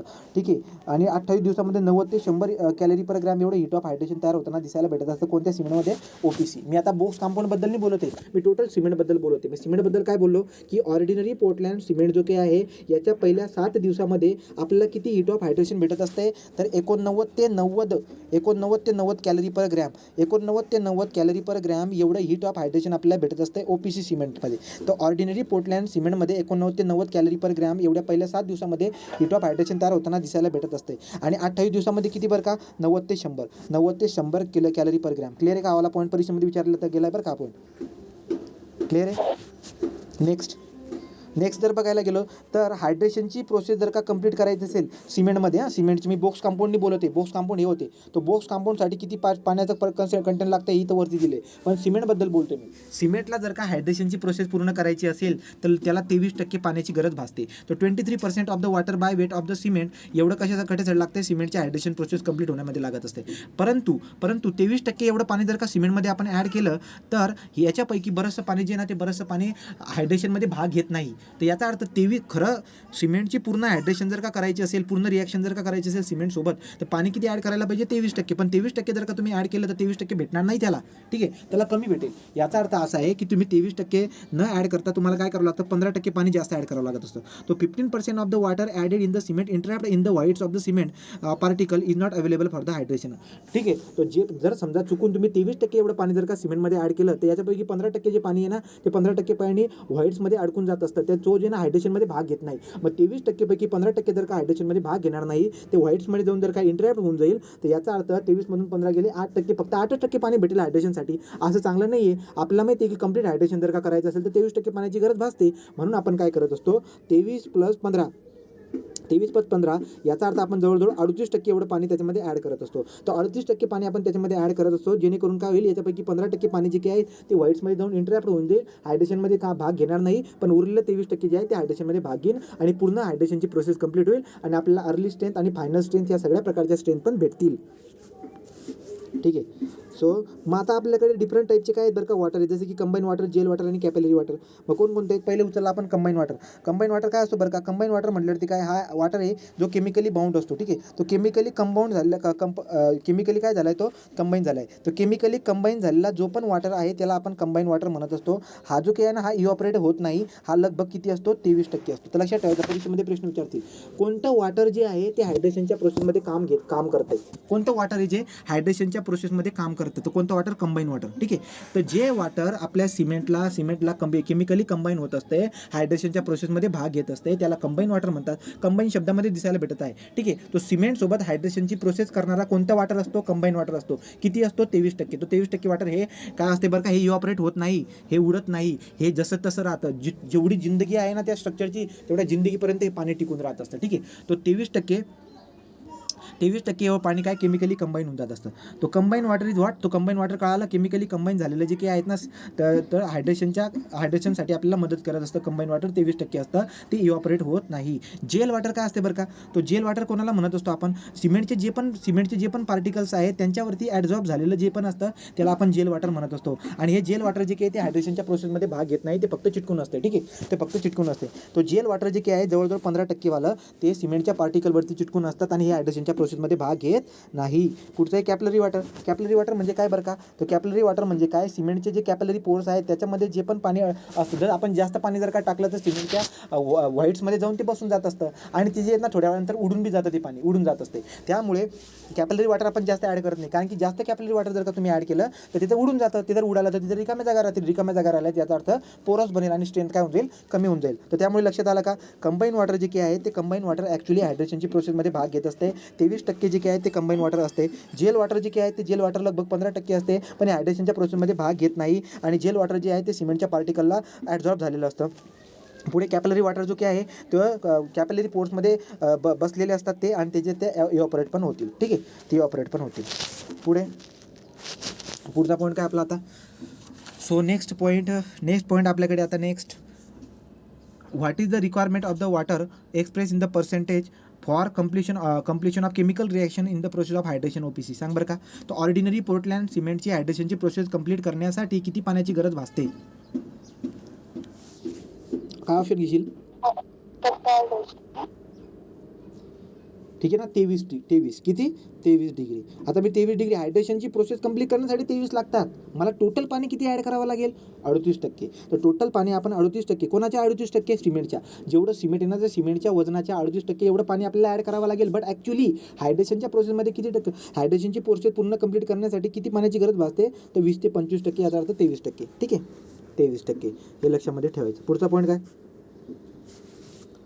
पुढचा पॉईंट आहे सिमेंटचे जे काही आपल्याला प्रॉपर्टी दिलेले आहेत. प्रॉपर्टी म्हटल्यावरती कोणकोणते, सिमेंटची जी पण स्पेसिफिक ग्रॅव्हिटी असते तर ट्रू स्पेसिफिक ग्रॅव्हिटी म्हणायचं. ट्रू स्पेसिफिक ग्रॅव्हिटी किती असते 3.15 जी काही त्याची स्पेसिफिक ग्रॅव्हिटी असते. पण जर मला कोणी विचारलं की त्याची मास डेन्सिटी सांगा, तर मास डेन्सिटी करण्यासाठी त्याला मी 1000 ने मल्टिप्लाय करेल. याचा अर्थ 3150 किलोग्रॅम पर मीटर क्यूब एवढी त्याची मास डेन्सिटी दिसायला भेटेल. तर ट्रू स्पेसिफिक ग्रॅव्हिटी किती सिमेंटची 3.15. मास स्पेसिफिक ग्रॅव्हिटी हा प्रश्न विचारला आहे कुठेतरी याच्यामध्ये टीपीमध्ये विचारला होता. मास स्पेसिफिक ग्रॅव्हिटी म्हणजे काय, तर मास स्पेसिफिक ग्रॅव्हिटी म्हणजे काय बरं का, सॉलिड्स. ट्रू स्पेसिफिक ग्रॅव्हिटी कोणाला म्हणतात, सॉलिडची स्पेसिफिक ग्रॅव्हिटी असते. म्हणजे सिमेंट जे काही असेल ना ते सिमेंट कशापासून बनलेले आहेत, सिमेंट बनलेले आहेत सॉलिड्सपासून आणि व्हाईट्सपासून. पण फक्त सॉलिड जे नाही, सॉलिडचं जर का आपण स्पेसिफिक ग्रॅव्हिटी काढला ना त्याला ट्रू स्पेसिफिक ग्रॅव्हिटी म्हणतात किंवा फक्त स्पेसिफिक ग्रॅव्हिटी. तर सॉलिड्स जो काही आहेत त्या सॉलिडची specific gravity of the cement 3.15 असते. मास स्पेसिफिक ग्रॅव्हिटी म्हटल्यावरती काय, पूर्ण सिमेंट घेतो मी, याच्यामध्ये सॉलिड पण आहे आणि हे पण आहे. जसे की सिमेंटची गोणी उचलून आणलेली, त्याच्यामध्ये व्हाईट्स पण आहे, सॉलिड पण आहे, सगळंच आहे. तर त्याची स्पेसिफिक ग्रॅव्हिटी किती असते 1.5. त्याची स्पेसिफिक ग्रॅव्हिटी किती असते 1.5. क्लिअर आहे काय पॉईंट. ट्रू स्पेसिफिक ग्रॅव्हिटी आणि मास specific gravity. True specific gravity म्हणजे सॉलिड्स असतात आणि मास स्पेसिफिक ग्रॅव्हिटीमध्ये काय, सॉलिड्स प्लस व्हाईट्स पण असतात. आणि जर मला कोणी विचारलं की डेन्सिटी किती असते बरं काय सिमेंटची गोणी उचलून आणलेली मी आणि म्हटलं की याची डेन्सिटी किती असते, मी बोलले 1500 किलोग्रॅम पर मीटर क्यूब. पण मला जर कोणी म्हटलं की सिमेंटचे सॉलिड जे ना त्याची मास डेन्सिटी किती आहे, तर मी बोलले 3150 किलोग्रॅम पर मीटर क्यूब. क्लिअर. पुढे वन बॅग ऑफ सिमेंट. एक सिमेंटची जी बॅग आहे त्याचं वजन 50 किलोग्रॅम असतं. एका सिमेंटचं बॅगचं जे काही आहे ना व्हॅल्यूम 34.7 लिटर एवढं असतं. 34.7 लिटर. ठीक आहे, लिटरला मीटर क्यूबमध्ये करण्यासाठी डिवाइड बाय 1000 जर का केला तर मीटर क्यूबमध्ये होऊन जाईल. तो वॉटर सिमेंट रेशो किती असतो 0.5. तर तुम्हाला जर का ओके ठेवायचं तर वॉटर सिमेंट रेशो 0.5 ठेवावा लागेल. पुढे जर आपण बघायला गेलो तर काय बरं का, नेक्स्ट एक पॉईंट लक्षात ठेवायचा काय, जर 1 मीटर क्यूबचं जर का सिमेंट असेल ना तर 1 मीटर क्यूब सिमेंटपासून आपण किती सिमेंटच्या गोण्या बनवतो, 1 मीटर क्यूब सिमेंटपासून आपण जवळजवळ 28.8 सिमेंट बॅग बनवतो. किती 28.8 सिमेंट बॅग. जेव्हा आपण आता एस्टिमेशन शिकणार तर त्या एस्टिमेशनमध्ये आपण काय करत असतो, सिमेंटचं व्हॅल्यूम काढून घेत असतो. तर सिमेंटचं जेवढं पण व्हॅल्यूम आले ना त्याला जर का 28.8 ने जर का मल्टिप्लाय करून टाकलं ना तर तेवढ्या सिमेंटच्या गोण्या भेटून जातील आपल्याला. नंबर ऑफ सिमेंट बॅग जवळजवळ 29 घेतात, पण आपण लक्षात ठेवायचं डायरेक्टली ॲक्युरेट जर काढायचं झालं तर 28.8. कळालं का काय बोललो मी तर. 1 मीटर क्यूब सिमेंटपासून किती सिमेंटच्या बॅग बनतात 28.8 metre cube, sorry 28.8 numbers. Clear आहे का पॉईंट. राईट. पुढे जर बघायला गेलो तर आता सिमेंटची जी बॅग आहे त्याची साईज म्हणतात. ही सिमेंटची बॅग पडलेली समोर. तर सिमेंटची बॅग वरून जर का प्लान बघितला तर हा त्याचा प्लान आहे. जर हा प्लान एरिया जर आपण काढला तर हा प्लान एरिया तो 0.3 मीटर स्क्वेअर हा प्लान एरिया. आणि त्याची थिकनेस किती असते सिमेंटच्या बॅगची, ही सिमेंटची बॅग पडली ही त्याची थिकनेस आहे. तर थिकनेस किती, त्याची थिकनेस असते 0.18 मीटर. याचा अर्थ असा आहे की वरून प्लान जेव्हा मी बघतोय त्याचा प्लान आहे 0.3 मीटर स्क्वेअर आणि थिकनेस किती 0.18 मीटर. तर त्यामुळे त्याची साईज काय झाली 0.3 मीटर स्क्वेअर इंटू 0.18 मीटर ही झाली त्याची साईज ऑफ सिमेंट बॅग. त्याच्यामुळे आपल्याला क्वेश्चन विचारून घेत असतात. ते काय म्हणतात माहिती आहे का, ते म्हणतात की एक रूम देतात, त्या पूर्ण रूमचे डायमेन्शन देऊन देतात आणि त्या रूममध्ये किती सिमेंटच्या बॅग बसतील ते सांगा. क्लिअर आहे का. राईट. या पद्धतीने आहे. पुढे specific gravity available ordinary Portland cement. आता स्पेसिफिक ग्रॅव्हिटी कोणती, ट्रू स्पेसिफिक ग्रॅव्हिटी का मास स्पेसिफिक. जर त्यांना मास द्यायचं असेल तर ते ॲक्युरेट देतील आपल्याला. मास म्हटल्यावरती काय, मास म्हटल्यावरती त्याच्यामध्ये सॉलिड आणि व्हाईट सगळे असतात. मग याचं उत्तर काय असेल बरं का आता, ट्रू स्पेसिफिक ग्रॅव्हिटी विचारतात. ती कोणती ट्रू. तर जेव्हा आपण स्पेसिफिक ग्रॅव्हिटी म्हणतोय तर जेव्हा ट्रू स्पेसिफिक ग्रॅव्हिटी लक्षात ठेवायचं. एक तर तो सरळ स्पेसिफिक ग्रॅव्हिटी म्हणेल किंवा ट्रू स्पेसिफिक ग्रॅव्हिटी म्हणेल. 3.15 हे त्याचं उत्तर राहणार आहे. पुढे जाऊ. सिमेंट. आता सिमेंटला आपल्याला मॅन्युफॅक्चर करायचं आहे. सिमेंटला मॅन्युफॅक्चर करण्यासाठी आपल्याकडे काय असतं बरं का, तो सिमेंटला मॅन्युफॅक्चर करण्यासाठी आपल्याकडे तीन ते सिक्वेन्स ऑफ ऑपरेशन या पद्धतीने काय बरं का, मिक्सिंग करायचं, बर्निंग करायचं, ग्राइंडिंग करायची, या 3 पद्धतीने आपण काय करत असतो, मॅन्युफॅक्चर करत असतो. तो काय काय बरं का, पहिले मिक्सिंग करा, बर्निंग करा, ग्राइंडिंग करा, राईट. तो मिक्सिंग करायचं, बर्निंग करायचं आणि ग्राइंडिंग करायचं, ते प्रोसेस लक्षात ठेवायचं. सगळ्यात पहिले मिक्स करतो, नंतर आपण बर्न करतो, नंतर त्याला ग्राइंडिंग करतो. ओके. तर मग मॅन्युफॅक्चर जे काय आहे ते सिक्वेन्स आहे, सिक्वेन्स ऑपरेशन करायचा. आता सिमेंटला मॅन्युफॅक्चर करण्याचे आपल्याकडे 2 प्रोसेस आहेत, ड्राय प्रोसेस आणि वेट प्रोसेस. तर ड्राय प्रोसेस कशा पद्धतीने आहे त्याचे चार्ट आपल्याला दिलेत, ते फ्लो चार्टवरून आपण लक्षात घेऊन घेऊ. ठीक आहे. तर पहिले ड्राय प्रोसेस. ड्राय प्रोसेसमध्ये आपण काय करत असतो, आपल्याकडे कॅल्करियस कंपाऊंड असतो आणि आपल्याकडे आर्जिलियस कंपाऊंड असतो. यांचे मोठे मोठे गोळे असतात, आपण त्यांना क्रश करून घेत असतो. किती याच्यामध्ये, 25 mm मध्ये. तो 25 mm मध्ये आपण त्याला क्रश करून घेतो, पण 25 mm मध्ये. ठीक आहे. तो कॅल्करियस कंपाऊंड, आर्जिलियस कंपाऊंड 25 mm मध्ये आपण त्याला काय करून टाकलं, त्याला आपण क्रश करून टाकलं. क्रश केल्यानंतर आपण त्याला पुन्हा काय करतो बरं का, त्याचे बारीक तुकडे करतो. किती mm पर्यंत, 2 mm. तर 2 mm साईजचे आपण बारीक तुकडे करतो. म्हणजे मोठे मोठे गोळ्यांना आपण 25 mm साईजमध्ये क्रश केला. क्रशिंग झाल्यानंतर पुढे आपण त्यांना पाठवतो फाईन ग्राइंडिंगसाठी. फाईन ग्राइंडिंग करणार. तो फाईन ग्राइंडिंग कोणाच्या मदतीने करतो मी, बॉल मिल किंवा ट्यूब मिल. बॉल मिल म्हणजे काय, मोठे मोठे गोळे असतात, ते मोठे मोठे गोळे फिरतात आणि बारीक बारीक भुकटी तयार होत असते. 2 mm साईजची आपण काय करणार बरं का, त्याची ग्राइंडिंग करणार. इथं ग्राइंडिंग झाली. पुढे जर बघायला गेलो तर त्याला आपण स्टोअर करून ठेवतो. तो स्टोअर बेसिंगमध्ये स्टोअर करून ठेवा. आणि नंतर चॅनल असतात, पाईप असतात, त्याच्यामधून पाठवतो आपण मिक्सिंगमध्ये. तर दोघांना मिक्सिंग करतो आपण, करेक्ट प्रोपोर्शनमध्ये त्याच्यामध्ये ॲड करत असतो. ॲड झाल्यानंतर आपण त्याला पुढे पाठवतो प्री हिटिंगसाठी. प्री हिटिंग का करतो बरं का आपण, तो pre heating by the exhaust gas. Exhaust gas म्हणजे काय, जेव्हा आपण रोटरी किलमध्ये त्यांना भाजतो, तर भाजल्यानंतर त्याच्यामधून गॅस बाहेर पडत असतो. हा जो पण गॅस आहे, हा इन्व्हायरमेंटला काय करतो, पोल्यूट करू शकतो. म्हणून आपण त्याला काय करतो, त्यांना पुन्हा जाऊन इथं वापरून घेत असतो प्री हिटिंगमध्ये. त्या परीक्षेमध्ये प्रश्न विचारतील की प्री हिटिंग ही किती डिग्री टेम्परेचरवर केली जाते, तो प्री हिटिंग ही 800 डिग्री सेल्सिअसवरती केली जाते. कशाच्या मदतीने, एक्झॉस्ट गॅसेस. एक्झॉस्ट गॅस कुठून तयार होत असतो, तर रोटरी किलमध्ये हाय टेम्परेचरवरती हे करत असताना त्याच्यामधून बराचसा गॅस बाहेर येत असतो. हा एक्झॉस्ट गॅसचाच वापर लोक काय करून घेत असतात, प्री हिटिंगसाठी करून घेतात. आणि याचा वापर करून 800 डिग्री सेल्सिअस एवढं तापमान देऊन आपण काय करत असतो, या सिमेंटला आपण भाजतो. त्याच्यामुळे ग्राइंडिंग करायला सोपं जाते. ठीक आहे. तो मग प्री हिटिंग केली 800 डिग्री सेल्सिअसवरती, एक्झॉस्ट गॅसचा वापर करून पुढे स्टोअर केल्यानंतर आपण त्याला रोटरी किलमध्ये टाकतो. आणि रोटरी किलमध्ये आपण काय करतो बरं का, तो रोटरी किलमध्ये आपण त्याला घुमवतो. 1400 ते 1600 डिग्री सेल्सिअस एवढ्या तापमानामध्ये आपण त्याला भाजतो. आणि भाजल्यानंतर आपण काय करतो बरं का, त्याचे क्लिंकर फॉर्म करत असतो. तर त्याची क्लिंकर तयार होतील. तो क्लिंकर फॉर्म झाले. क्लिंकर तयार झाल्यानंतर आपण त्याला काय करतो बरं का, त्याला पुढे जाऊन बॉल मिलमध्ये टाकतो. आणि बॉल मिलमध्ये टाकल्यानंतर त्याचा भुकटी तयार होते. भुकटी तयार होत असते. याच्यामध्ये 2 to 3% जिप्सम पण ॲड करतो इथं आपण. ठीक आहे. तो clinker are ground by ball mill. Grinding हे शब्द. ठीक आहे. तो आपण क्लिंकरची ग्राइंडिंग करत असतो. ग्राइंडिंग करत असताना 2 ते 3% याच्यामध्ये आपण जिप्सम ॲड करून देत असतो. आणि नंतर आपण त्याला सिमेंटचे मोठे मोठे जे बंकर असतात, बंकर, सिलोज, बीन्स, यांच्यामध्ये देऊन आपण काय करून घेतो, सिमेंटचं पूर्ण स्टोअर करून घेत असतो. आणि त्याच्यानंतर पॅकिंग करतो आणि सिमेंटच्या गुणीला ट्रान्सपोर्ट करतो. क्लिअर आहे का. Dry process. पुढे आहे वेट प्रोसेस. तो वेट प्रोसेस काय बरं का, आता तो वेट प्रोसेस जर आपण बघायला गेलो, तर वेट प्रोसेसमध्ये आपल्या लक्षामध्ये येत असतं, कॅल्करियस कंपाऊंड आणि आर्जिलियस कंपाऊंडला आपण क्रश केला 25 mm पर्यंत. तो इथं क्रश केलेला, इथं आपण सरळ त्याला वॉश मिलमध्ये टाकलाय, पाणी ॲड करून टाकलंय. तो आर्जिलियस कंपाऊंडला आपण पाण्यामध्ये टाकलेलं असतं. लक्षात ठेवायचं, सुरुवातीला आपण काय कॅल्करियस कंपाऊंडला क्रश करतो, त्याला पाण्यामध्ये ॲड करत नाही. पण जे पण आर्जिलियस कंपाऊंड असते, मोठे मोठे जरी असले, त्याला काय करायचं, वॉश बेसिनमध्ये टाकून घ्यायचं. वॉश बेसिनमध्ये टाकून त्याला मग भुकटी करायची, म्हणजे त्याला चुरा करायचा. ठीक आहे. पुढे जाऊन त्याला स्टोअर करायचं, याला बी स्टोअर करायचं सिलोजमध्ये. चॅनल थ्रू त्यांना आणायचं आणि एकत्र करून द्यायचं. एकत्र केल्यानंतर त्याची काय करायची, ब्लेंडिंग करायची. ब्लेंडिंग म्हणजे मिक्सिंग. ठीक आहे. करेक्ट प्रोपोर्शनमध्ये त्याची मिक्सिंग करत असतो. ओके. तर आपण पाणी ॲड करून त्यांना मिक्सिंग करत असतो करेक्ट प्रोपोर्शनमध्ये. तर इथं त्यामुळे आपण याला वेट प्रोसेस म्हणतो. वेट प्रोसेस का म्हणत असतो बरं का, ड्राय प्रोसेसमध्ये आपण कुठेही पाण्याला ॲड केलेलं नाही आहे, पण वेट प्रोसेसमध्ये आपण काय करत असतो, वेट प्रोसेसमध्ये आपण पाण्याला ॲड करत असतो. ठीक आहे. सो देअरफॉर काय केलं बरं का, तो स्टोअर केल्यानंतर याला आपण चॅनल थ्रू फेकलं इथं. तो याच्यामध्ये काय केलं बरं का, so wet grinding mill, ball मिलच्या मदतीने आपण त्याची भुकटी तयार केलेली आहे. आणि आपण त्याला करेक्ट प्रोपोर्शनमध्ये ॲड करणार, यांची ब्लेंडिंग करणार. ब्लेंडिंग म्हणजे काय, पाण्याला ॲड करून स्लरी बनवतो. ठीक आहे. तो मिक्सिंग करत असतो आणि आपण स्लरी बनवतो. आणि ही जी स्लरी आहे, याला आपण स्टोअर करणार. स्टोअर झाल्यानंतर आपण जे काही आहे त्याला रोटरी किलमध्ये टाकतो. याचा अर्थ असा आहे की इथं आपण प्री हिटिंग केलेली नाही आहे. तो प्री हिटिंग आपण या ठिकाणी केलेली नसते.